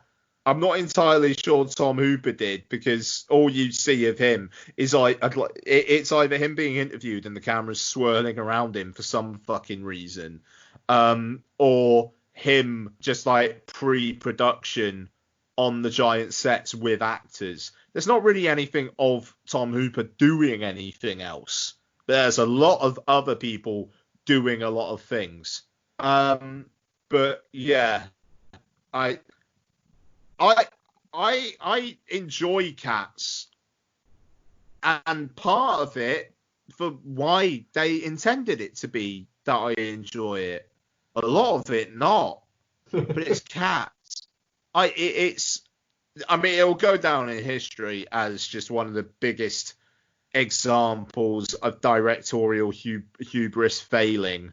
Like, it deserves to be up there with Heaven's Gate for that kind of shit, quite frankly. But none of the people involved in it do I wish ill will, but I just think it's funny that Tom Hooper thought this was going to work. Yeah. That's Cats. And I'm done. Done. Bex, what have you been watching this week? The only one that I've watched without you is The Hate You Give. Is that the only thing you watched that way? Yeah. Fucking. Fair enough, go You've seen this, haven't you, Ian? Yeah. It's very good for the most part. I did say to you afterwards, didn't I? The bits that aren't as strong feel very wire and very kind of badly done. I think maybe because it's in comparison to the bits that are good. I hate KJ Apper at the best of times, so him being in it was just annoying. But yeah, I think it tackles some really serious stuff, and I think it's accessible enough for younger people to watch it and start being aware of things, which I think is possibly its intention. So the frothy shit at school is possibly to help with that. I did find the message of you kids can act like this and listen to this music because you're white, but if I do it, I'm ghetto. It's too heavy-handedly done in that everyone's listening to hip hop and everyone's like, yo, dog, and all that kind of stuff throughout it at her majoritively white school. And those were the bits that felt clumsy to me. But when it was strong, it was really strong. What did you think about it when you watched it? And I can't remember. Yeah, no, I liked it. It was a Cineworld Unlimited surprise screening. Yeah. So I thought it was like the BBFC card came up. It was like, oh, fucking hell, all right, yeah, okay, let's give this a go. So I don't necessarily know if my head was properly in it when it started. It's well over 2 hours, isn't it? Yeah. Yeah, 2.5 hours. Yeah. And I remember that being a factor. But yeah, I liked it. I think what you say there, Bex, about kind of opening younger people's eyes up to these things is super important. And I like the main character's arc. Her realization that, yes, things are going okay for her, but she's very, very privileged to be in that kind of situation and opening her eyes up. Very, very well done. But it says something that I don't remember an awful lot about it other than her. I don't know, like she's got some friends there who you think are cool, but then when shit starts getting tough, there's like one of them who like straight up starts going against her, isn't there? It starts off and she makes some comment in a basketball game about just imagine it's fried chicken or something like that, and she kind of passes it off as, oh no, I just be hungry for it because we had fried chicken for lunch, but it's like, yeah, you wouldn't. And then later on she starts making comments about how he probably deserved it, and the policeman had a family too, and he was just sort of fearing for his life, and he didn't know it was a hairbrush and all this kind of stuff. And it's a bit like, yeah, she's being racist, but she's trying to claim that she's not. She goes by the wayside.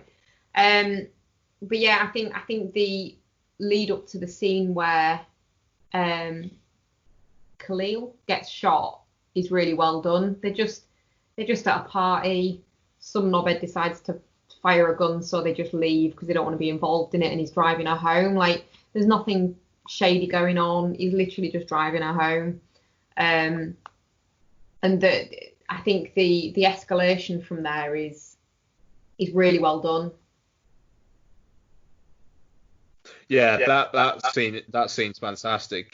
It's yeah, I don't know. I think it's a strong film, and it's got shit to say, but I don't know. Is that not like almost like damning it with faint praise or something to say, well, it's got shit to say, but can't say I really necessarily found it that entertaining, and I don't remember much of it, but well intentioned. I I don't think it's aimed at us as much as it's very good, and I appreciated it for it. Isabel came down at one point when I was watching it, and it was paused, and it wasn't on Amanda Stenberg, it was on the guy that plays her dad. It was just a random shot of his face. It wasn't anything like particularly identifiable in it. And she came downstairs and she was like, "You watching The Hate You Give?" I was like, "Yeah." She's like, "It's a good film, that." I was like, "Oh, have you watched it?" And she was like, "Yeah, like loads of times." And that's who it's aimed at. Yeah. So, you know, it's done what it intended to, what it needed to. Yeah. So that's the only one I've watched on my own. I'll do the ones I've watched on my own then, and then we'll do the ones we watched together. I watched Bloodsport, but you can hear about that on episode 2 of Maximum Damage by subscribing for just $2 a month to our Patreon. We'll also hear Ian talk more about cats. I also watched another Stakeout. I saw it at the cinema when I was younger. I think I'm the only person who's watched it as many times as I have. I'm surprised it's a sequel to Stakeout, what with the fact that it's called Another Stakeout. This one bombed, the other one did quite well. Yeah. This one brings back Richard Dreyfuss and Amelie today.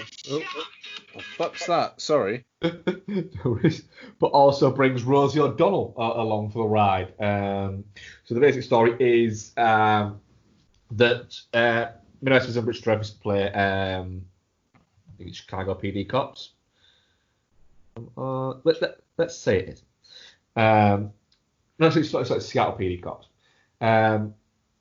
And they are involved in a sting operation that they're doing, and the guy runs away, and then in the pursuit, one of the Richard Dreyfuss character loses his gun, and the person that they end up catching is shot by the person who pointed him out that he was a wrong to them. So they get demoted down essentially to a shitty job to do as kind of a bit of a punishment. Busted down to beat cops. Not quite that bad, but just like a bit of a punishment. They have to help Rosie O'Donnell, well, not Rosie Perez, that'd be much fun on a movie. They have to help Rosie O'Donnell's assistant DA essentially stake out the house of Dennis Fariner. Rosie O'Donnell being in films was a thing for a while. It was. That stopped. And Master Strassman to find out somebody that might be living at their house. That is pretty much all you need to know, because nobody else needs to watch this movie, because I've watched it enough times for everybody. I will probably not watch it again at some point. I kind of watched Rocky. Can I include this? Yeah, of course you can. So I kind of watched Rocky. And the reason why I kind of watched Rocky is because Sylvester Stallone was doing a watch-along with Rocky. So MGM made a big thing of this, and Stallone made a big thing of this, that it was going to be on their Facebook. A few British publications wrote articles saying, look, fucking Rocky fans, the Stallone fans, if you want to watch Rocky, he's doing it. Yeah, you might have to stay up till midnight. So midnight rolls around. You're there, aren't you? I wasn't quite sure how they were working it, so I had my copy of Rocky rocked and ready to go, and paused just the United Artists bit, and I had the iPad out so I could watch the Facebook thing and watch the film, so I wasn't quite sure what the fuck was going on. But if it was that you were going to be able to see picture in picture, I could flick on to Facebook on TV. So I had all your bases covered, all my fucking ducks in a row. Bless you. Right? Gets to 2 minutes past 12. Refreshing like a motherfucker on the Facebook. No, it's happening. I'm thinking, it's fucking running late. It's Facebook, of course it's running late. Kept going, nothing's happening. Start trying to find out. No, yeah, I've got the right time. Thinking, have I got the wrong? I'm changing time zones. Yeah. Have I got it wrong? No, I'm right. So I have a look on Twitter so I can find out about it. Nothing. Eventually go out to the MGM feed on Twitter and click on it. It's going nowhere. Then start looking at the comments, which are just reams of people saying, what the fuck? Why isn't this available outside the US? Only available in the US. They forgot to tell anybody at all. Then I'm there going, this is fucking bullshit. pissed off, feeling a little bit like let down, was really looking forward to it. Then I'm kind of continuing looking at seeing if it's just been an error and anyone's clicked off it, so I've still got the MGM thing. Then somebody puts in saying, oh, Showtime have got it on their Facebook, but it's not on Showtime's Facebook, it's on Showtime's network's Facebook. So I put it on the iPad, and it's picture in picture. Stallone's in a little fucking screen at the bottom, and the rest of it is Rocky playing at the side. So I think, fuck, yes, I've got it. But if it's like this, okay, I'll put it on the Apple TV, on the Facebook Watch app, and there we go. That little stroke where I did that and decided to do that rather than just comfortably watch it on my iPad where I had it is the only reason why I got to watch it. Yeah. Yeah, because Showtime weren't supposed to be doing that, and it got taken down literally after 7 minutes of them showing it. But the app constantly refreshes, doesn't it? On the iPad, yeah. On an iPad or on a phone or anything like that. The Facebook Watch app on Apple TV only refreshes when you come out of it and go back in. So because I'd already started watching that feed, it couldn't turn that feed off because that feed was already been beamed to me. So as long as I didn't pause it or come out of it for any reason or anything like that, I was fucking golden. So hang on, did you manage to watch it? I managed to watch. I missed the first 40 minutes. Well, I don't know. I mean, at least it wasn't a complete write-off. No, I mean, it's a complete write-off. That it wasn't advertised as it should have been, but that's great. Yeah, and what I will say is it was absolutely fascinating. Stallone was answering questions from fans about it, and was constantly looking at the screen going, right, I've got a question here, blah, blah, blah, blah, and was just answering, and was actively saying, look, guys, ask me some more questions. Come on, keep these going. But was also giving you so much information about it. I watched quite a few documentaries about Rocky, and it said, it's not my favourite Stallone, but it is a big deal for me. Yeah. I didn't know that Bill Conti recorded the entire score for it in a day. Jesus. Yeah. The montage scene was literally just an idea that they had on in the editing suite about taking a lot of these training things they'd done, and rather than picking one of them, why don't we just take bits from all of the other little training scenes we've got and throw them together? And so Stallone literally went to the corner store and bought a roll of Scotch tape and a pair of dime store scissors, and that's how they cut that montage scene together. Stallone was was quite adamant in saying, that it's John's film, but that he was very gracious on set in letting me have influence on bits because I'd wrote it and I was playing the title character. So he wasn't trying to claim credit for any of it. He was actually going out of his way to not, but was very aware that he was a creative force behind it. So bits like, the scene where the night before the fight, and he goes into the ring, and he points to the poster and says, the poster is wrong. I'm wearing white shorts with a red stripe. Not written. The poster when it arrived was wrong, and Stallone decided to write a scene around that. Nice. Loads of fascinating bits. They didn't have permits to shoot at all on the streets of Philadelphia, so the running scene where he runs about halfway through the movie and runs up the stairs, and then the scene where the triumphant scene where he runs up it were filmed half an hour apart. When the guy throws him the orange, the guy literally throws him an orange. It wasn't rehearsed. It wasn't what is it? They are just filming that on the hop. Nice. Yeah. It was fascinating. Stallone's a fascinating guy to listen to talk about films. He almost is apologetic in how much he loves these films, in how much he loves film, and how much he knows about it. He almost feels like like people will judge him ill for it. And he's talking about bits, like the scene they have in the apartment the night before the fight. They wanted to cut that, and he basically was like, I won't film anymore unless you let us film this. And the producers basically said, right, you've got one shot at it. You've got 15 minutes. and sort of did it all in one take and anything like that. And Stallone says it's one of my biggest regrets in cinema that I didn't get more chance to do it that better. He said, because Talia is fantastic and I'm not very good at it. But he was constantly explaining like the meaning behind stuff, the mood behind stuff, and everything like that. It was fascinating. And he's hinted that he might do one for Rambo. That's sort of international. Well, no, that wasn't for MGM. That was him, because he owns all of the rights to Rambo. So, but he'll only do it for Last Blood. But oh god, I'd still watch it. But so he could stream it on his Facebook, or his Instagram or whatever, because he owns the rights. Have MGM come out and commented after about No. it or anything? No, they haven't. No. Showtime have. Yeah. Showtime have gone. Whoops. Yeah. We also together watched Goodfellas, didn't we? We did. Not necessarily too much, we've spoken about Goodfellas the night before, but it's fantastic. Yeah, it is. We watched Iron Man 3. Yeah, we did. I liked it a lot better this time, and I didn't mind it last time. Yeah. It's fun. Yeah, it is. I'm enjoying our watch through, to be fair. I liked Except it. it's Thor next, isn't it? I managed to make peace with more of the bits of it this time. Yeah. So some of the bits that irked me didn't irk me as much this time. I think as well, I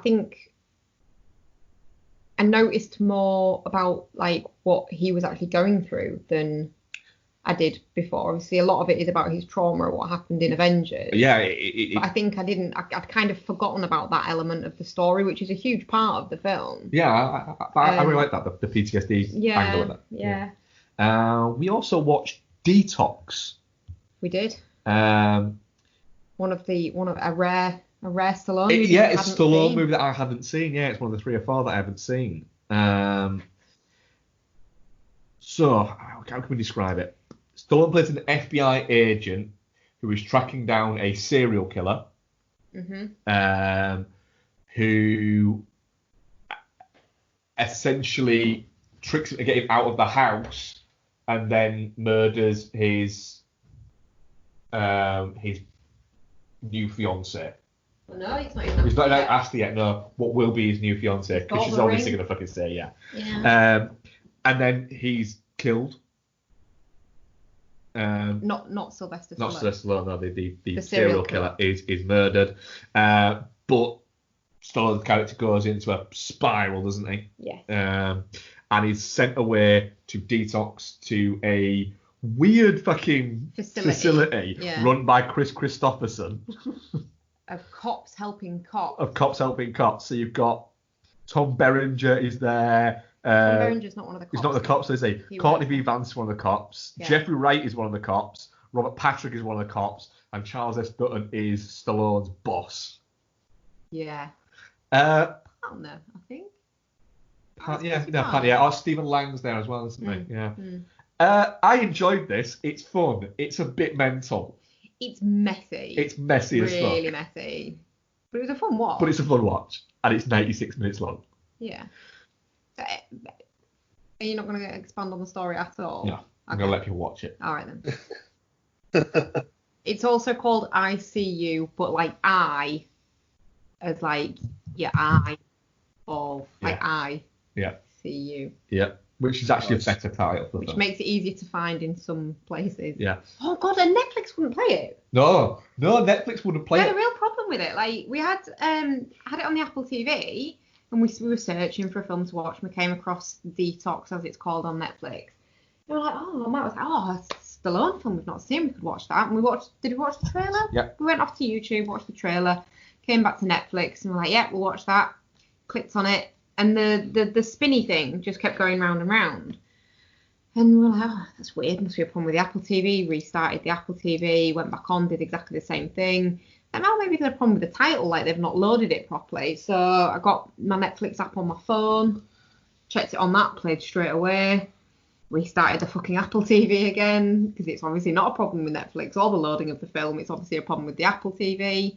Went back in, did the exact fucking same thing. So we eventually had to give up on the Apple TV and go across to the PS4, didn't we, and watch it on Netflix on there, on which it worked fine. Yeah. Fucking ridiculous. Yeah. weird one. We also, another one we won't go too much into because it's a fairly new release, isn't it? Yes. Yeah, we watched a film called 2036 Origin Unknown, yes. which has just arrived on Netflix. It's not a new Netflix movie, but it's a fairly new movie. Mm-hmm. Have you seen anything about this, Ian? No fucking clue what you're chatting about. Go on. So it stars Katie Sackhoff, and is directed by Hasrif Dulal. Yeah. We know that. Yeah, Cool. Fuck it. Yeah, why not? Set in, funny enough, 2036. It's weird that.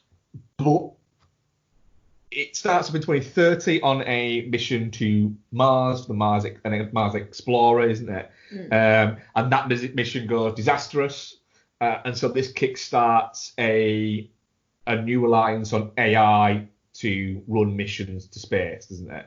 And because of that, the AI learns so much that it can travel. What is it they call it? Oh God. Hyperlight, I think they call it. That's it, hyperlight. Hyperlight. So they can travel like to Mars in 80 days. And then 2036 happens, and it's just at the point where they are sent a new rover to Mars to finally find out what happened to this one in 2030. And it's basically majoritively set all in this one control room, isn't it? Yeah. With Katie Sackhoff talking to the AI, which is called Artie. Artie is in charge of the mission, and she's only there to assist Artie, which she doesn't know about when she initially first goes in the room. And it's about how all that works and her trying to find out what happened to, oh, by the way, the captain of that spaceship was her dad.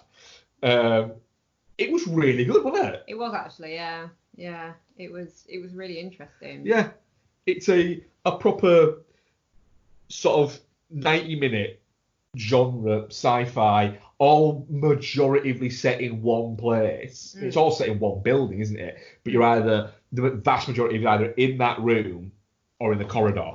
Yeah. And only, like, I would say, it have a combined runtime, maybe 3 minutes outside of that room. Yeah, yeah. And the majority of the film is Katie Sackhoff and the AI.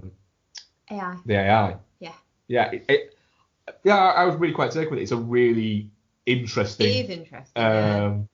Ticks on a really nice pace. Keeps things going. Looks fucking great. But yeah, I'd absolutely recommend it. Which is why I'm not going to go too much into it. 'Cause it's a very new movie. Yeah. For that. But yeah, I'd highly recommend it. And Katie Sackhoff's fucking brilliant. She's really good in it, actually. Yeah. Yeah. So, let's move on to our 99p iTunes rental of the week, which is Wes Anderson's Moonrise Kingdom. The film stars some people. Getting the cast up. I remember most of them. Bruce Willis, Ed Norton, Bill Murray, Francis McDormand, Bob Balaban. Who plays the kids? Cara Hayward and Jared something. Cara Hayward and Gilman? Gilman, yeah. Yeah. And what's his name also crops up, doesn't he? Jason Schwartzman. Jason Schwartzman, I wasn't thinking of him. Lucas Hedges. Oh, yeah. Yeah.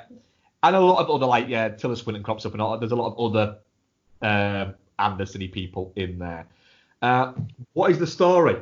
So Sam Shakusky is attending Khaki Scout Camp. The Khaki Scout Camp. Run by Edward Norton. But he runs away and goes on the lam with, what's her name? Susie. Who he'd had a chance encounter with at a play, and they've been pen pals ever since. And the story is about them being on the run from various quirky Wes Anderson characters. Ian. I was the wrong person to pick to do the fucking synopsis of this movie. Ian, you liked Moonrise Kingdom on first watch. Do you still like Moonrise Kingdom?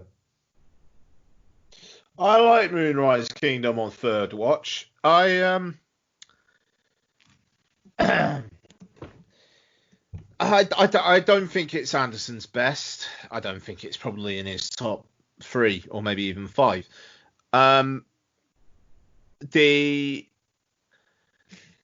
It's difficult. I think the relationship between the kids, I get what they're going for. It's like two kind of like souls connected most, but there are stuff on screen which does feel a bit. You really need to do that. I mean, I think it's very frank, but it's not necessarily things that we really want to be screen. Are you the extended period where she's just in her underwear and socks? Yeah. And they're dancing and like she's like it's hard. Is that okay? Yeah, I like it. It's a bit. Wow. You guys are 12. Yeah, the phrase. The kids in real life were only 14 at that point. Yeah. Well, I'll get to my feelings on it. Yeah. I don't know. I get that kids probably do have those conversations. But I wonder whether the film quite needed that nature to it, where the rest of the film around it made quite clear what they kind of like felt for each other. You know, it builds on that very well. But I think that is uncomfortable. You know, I like the film. I think that missteps are made. And I don't think it's because Wes Anderson's a pervert or anything like that. I just think it was probably not the right idea. But I think I really like the Bruce Willis character. I fucking love the Ed Norton character. The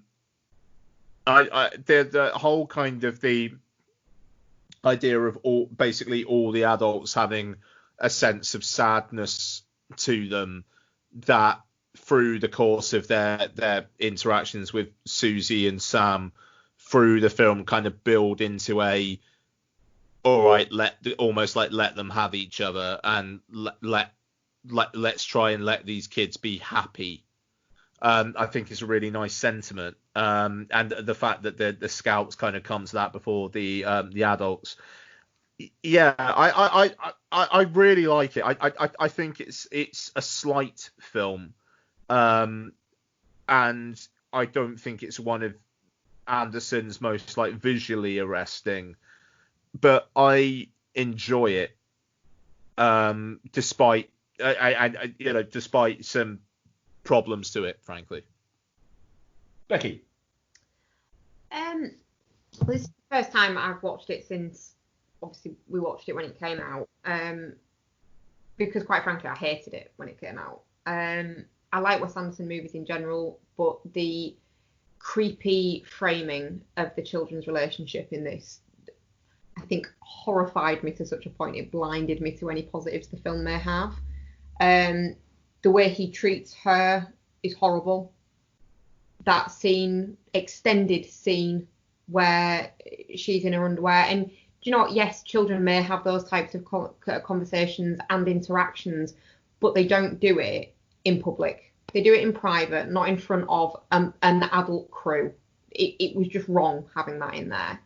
And that, it colours the whole of the rest of the film for me. There were elements of it that I enjoyed this time round.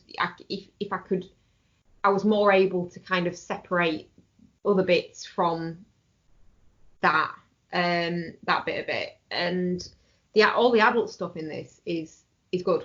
I like all the adult stuff. I think the adult characters are more subtle in this than a lot of Anderson movies because of the fact that it is based around the children. Yeah. So they're side characters basically, and the quirkiness of them is kept a little bit more on a leash because of that. You know, there's bits of it that look really nice. There always are in Wes Anderson movies. He aesthetically, he's he's got a vibe, and it is quite pretty. So there's that element to it. But I as a film, if you were to ask me, do I like it? The children's relationship in it just ruins it for me. It's so badly, so ham-fistedly done. And the tone deafness of someone looking at dailies of that and going, yeah, that's fine, it's baffling to me, to be honest. Totally fair. He's really shitty to her. It's not like he's nice to her. I'll try to continue. No, the bit where she says about essentially she's like trying to confide in him about her mental problems, and he just fucking laughs at her. I was done from that point on. But I mean, I'm not defending his actions there, but later on, she's like, I'm paraphrasing. It's like the kind of like, I wish I was an orphan. Like your life is their lives are a lot more interesting than mine. And he says, I love you, but you don't know what you're talking about. There are potential like powder keg points, but it never really comes to anything. And whether that's because they're kids and they don't quite understand how hurtful each thing is, or they just forgive each other. I agree in that moment. It is kind of weird how she's just off. It goes off to the tent and he says, I'm sorry, and then it's all okay again. But there is another moment where it's the opposite way round. I would suggest. So they're both shitty. They're both very shitty moments. Yes. No, the children are both shitty. Oh, yeah. Yeah. Well, he's an absolute little piece of shit. Okay, whoa, all right then. Little piece of shit. I'm a 37-year-old man, and I wanted to climb at the screen and beat the living fuck out of the little cunt. But you want to beat the shit out of most kids, Mark. That is fine. I agree with that. Yes, right. I'm going to try and be calm because Ian really likes it, and I don't like shit on movies that other people like. I think that's wrong. I don't think it's very nice. And you made peace with it. No, I would say. But you've made your peace with it. Is what I would say. I think it's an icky movie. It is icky. I think it's icky. I think it's we're not fun in it. Yeah, I would much prefer to see a movie about Edward Norton, khaki scout, camp leader. Yeah. And just that, just nothing else, just them and the hilarity that would ensue from that camping trip. Doesn't have to be anything beyond the camping trip, just the camping trip. That for 95 minutes with Wes Anderson's shtick and all that, abso-fucking-lutely. A burgeoning toxic masculinity little fucking shit. Yeah. No. Oh, the bit with the shoes. And then the worst bit. Can you swim? Yes, I was, again, mildly paraphrasing. Yes, I was backstroke champion at my school. All right, well, I can't swim, so I have to wear a life preserver. And then he fucking puts one on her. Yeah. If I'm not good at it, you can't be good at it. Either, yeah. Right? Or he's just trying to protect her. No, he's not. It is absolutely, it's his insecurities being put onto her. He says it the same thing with the shoes.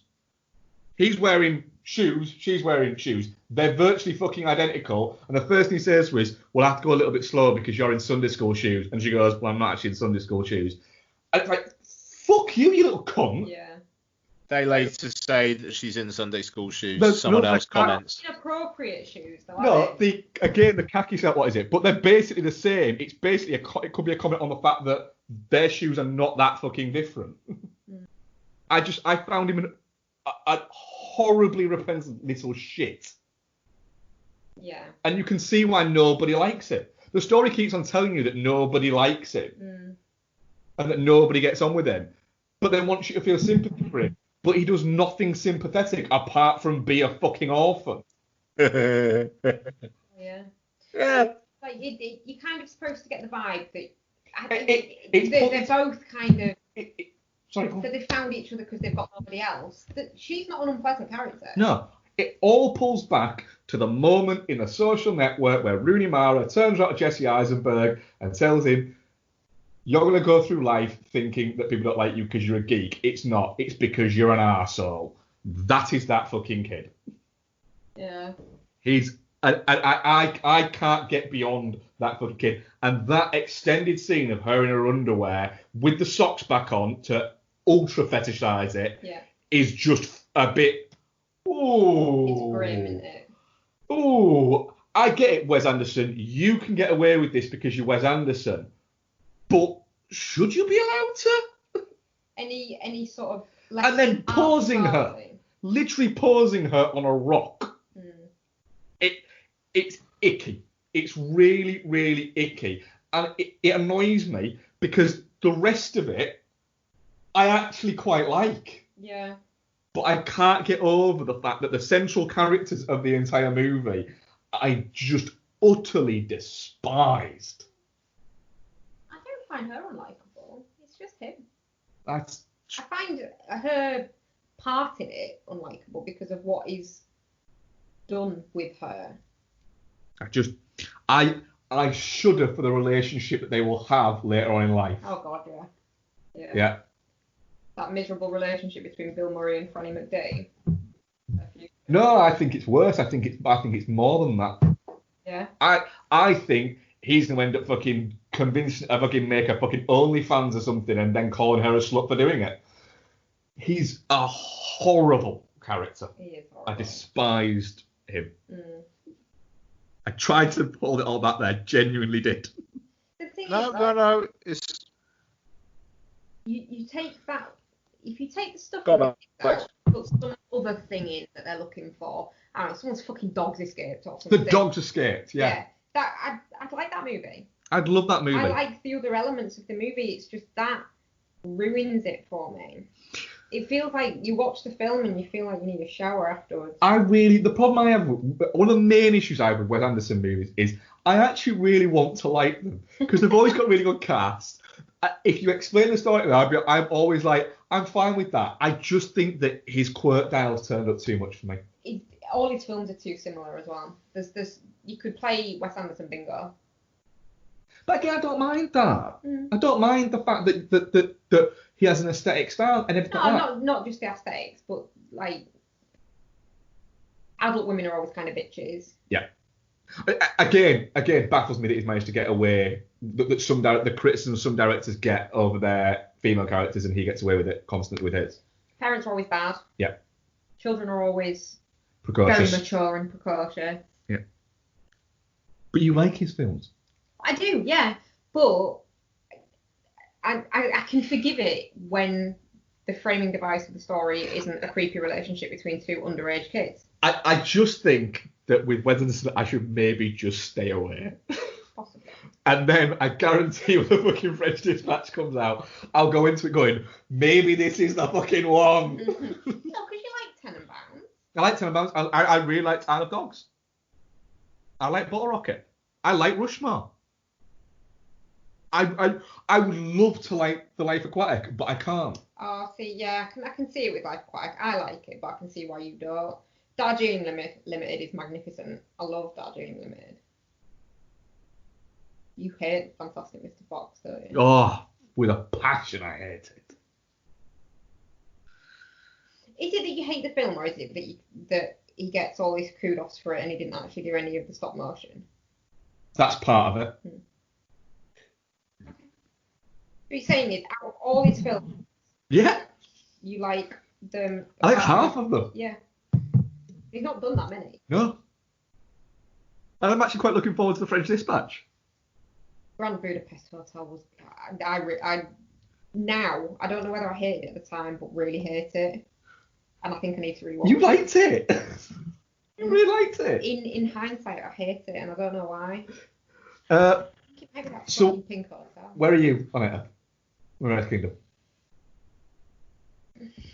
I'm guessing, Ian, you are definitely not shit.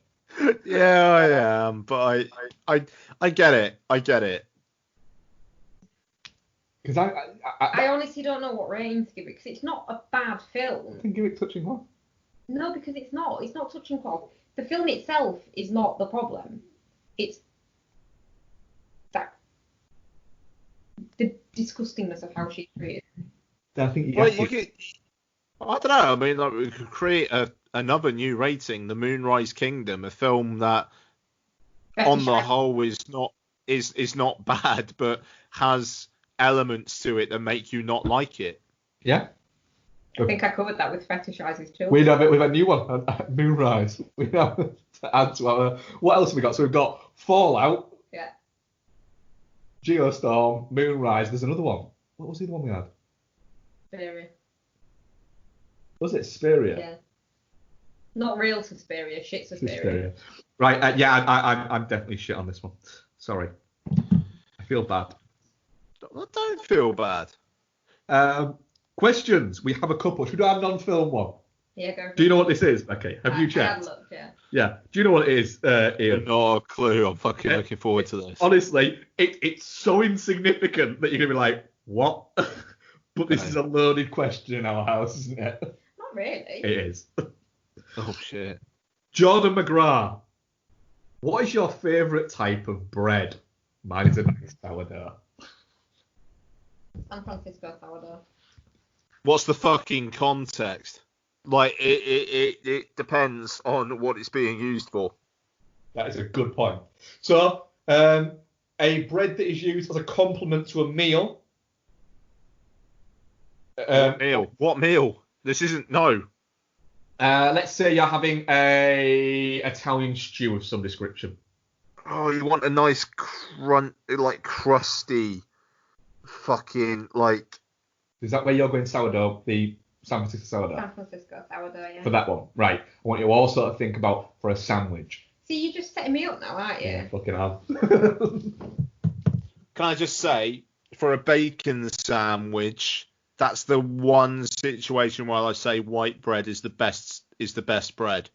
White sliced bread. Fuck you. But for a regular sandwich, a crusty, like, roll.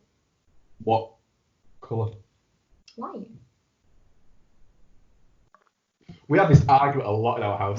Mark, what do you suggest? Like, okay, for a bacon sandwich, what's the best type of bread? Shit granary bread. Farmhouse. Brown farmhouse. Yeah, that's fine. Why do you always buy shit granary bread then? That's alright. Just to upset me? Is it literally... No. Me? That for a bacon sandwich, that is specific. I've sent you out to buy stuff for fixings for a bacon sandwich before, and you come back with horrible bloody grainy bread. Because I'm not just going to eat the bread for that bit. I'm not going to just eat an entire loaf's worth of bread of bacon sandwiches, am I? No. But what you do, Mark, with bread is you buy it, then you use it for that one specific thing, and then leave it to go mouldy in the cupboard. That is your thing with bread. No, Isabel eats it, actually. No, she doesn't. The amount of bloody loaves of bread that I take out of there, and they're starting to go stale, and I have to throw away. I think bread eater. No, stop. What the fuck is wrong with you then? Just buy rolls. No, I'm not even have a fucking bacon sandwich on a roll. You mad? Oh, I don't mind a bacon sandwich. No, balls for that. But dipping bread, I like a good rye. That sourdough rye crossbreed thing that you got the other day from Sainsbury's was nice. With the sunflower seeds on it? No. Yeah, but what they do with the sunflower seeds in it's really good. You don't mind sunflower seeds? I have to go for a nice rye. Like just rye. Rye, yeah. Yeah. It's like eating polystyrene. Oh, it's good though. Rye, salt beef, pickles, mustard. Yeah. Oh. Nice bread, salt beef, pickles, mustard. Yeah, fine. Rye's the right bread for that. It is. I've got one film question now. Bread is a particular touchstone in our house, I think, isn't it, Bex? Yeah, because you keep buying bloody granary bread, which you know I hate. It's because it's better for you and it's nice. It's not. It tastes like shit. It's better than your bleached white crap. I don't buy that often. I buy crusty bread. Rick Kidd, what feel-good films would you recommend for the current situation? Judging by my watching fucking Contagion or something like that. Seems to make me feel better. Princess Bride. I love Princess Bride. That's a really good feel-good film. Ian? I don't know, man. I don't have comfort films. There's not really films that I go back to again and again and again. I mean, I suppose like Popstar Never Stop Never Stopping is one I do return to a lot, but I don't know. I honestly don't know. I found comfort in playing fucking Zelda for three hours today, like ignoring whatever Lottie was telling me to do and just doing my own thing and annoying her. But I found great comfort in it. Yeah, man. I don't really have a comfort film. It's weird. I have loads. Go on. Even My Neighbor Totoro. But I don't just stick it on. Yeah, I have loads. Mallrats. Burbs. Yeah, but Big Trouble in Little China. Running Man. yeah, Total Recall. yeah. What else is in there? High Fidelity. Yeah. All those movies are movies that I will watch if I had a really, really shitty day. Oh. So, right, what movies are we going to watch next week? Literally, what fucking movies are we going to watch next week? So, I was thinking maybe the Kumail Nanjiani Issa Rae film that was originally going to be theatrically released, The Lovebirds, which is on Netflix. Yep. I think that would probably be directed by Michael Showalter, who also did Stuber, which is on Sky Cinema and Now TV at the moment. So I don't know whether we do a Kumail Nanjiani double. That? Yeah, I mean, Stuber is like 90 minutes long. I think Lovebirds is as well. So not the hardest watches in the world. I'll tell you what will be a hard watch, though, because I've fucking just seen the runtime. You just seen the runtime? The 3 hour runtime? 2 hours and 57-minute long 99p rental of the week for this week. The Postman. I fucking love The Postman. You have an inordinate amount of love for both The Postman and Waterworld. I don't mind Waterworld, but fucking The Postman is my jam. Fucking love The Postman. Tom Petty plays Tom Petty in it. 3 hours long. You cannot moan at me about wanting to watch JFK if you're going to make me sit Will through Patton plays one of the greatest cinema villains.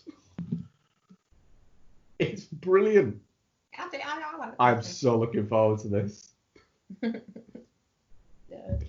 Yeah, so that's what we're going to cover next week. Thanks so much for listening, guys. Don't forget to check us out on We Are Pod Syndicate with Beyond the Neon, His Film, Her Movie, Chintz Punter, What's on Tap, and Entertainment Landfill. And anything else that I forgot? Patreon. $2 a month. You can get loads of the shit. Do it. What's your homework for next week? Watch the trailer for Relic. Yeah. You know what I'm going to forget. You better not. I'm going to make you watch it with me in a minute, so. Right. Thanks very much, Rebecca. Thank you. Thank you very much, Ian. Goodbye. Goodbye, everybody. Bye.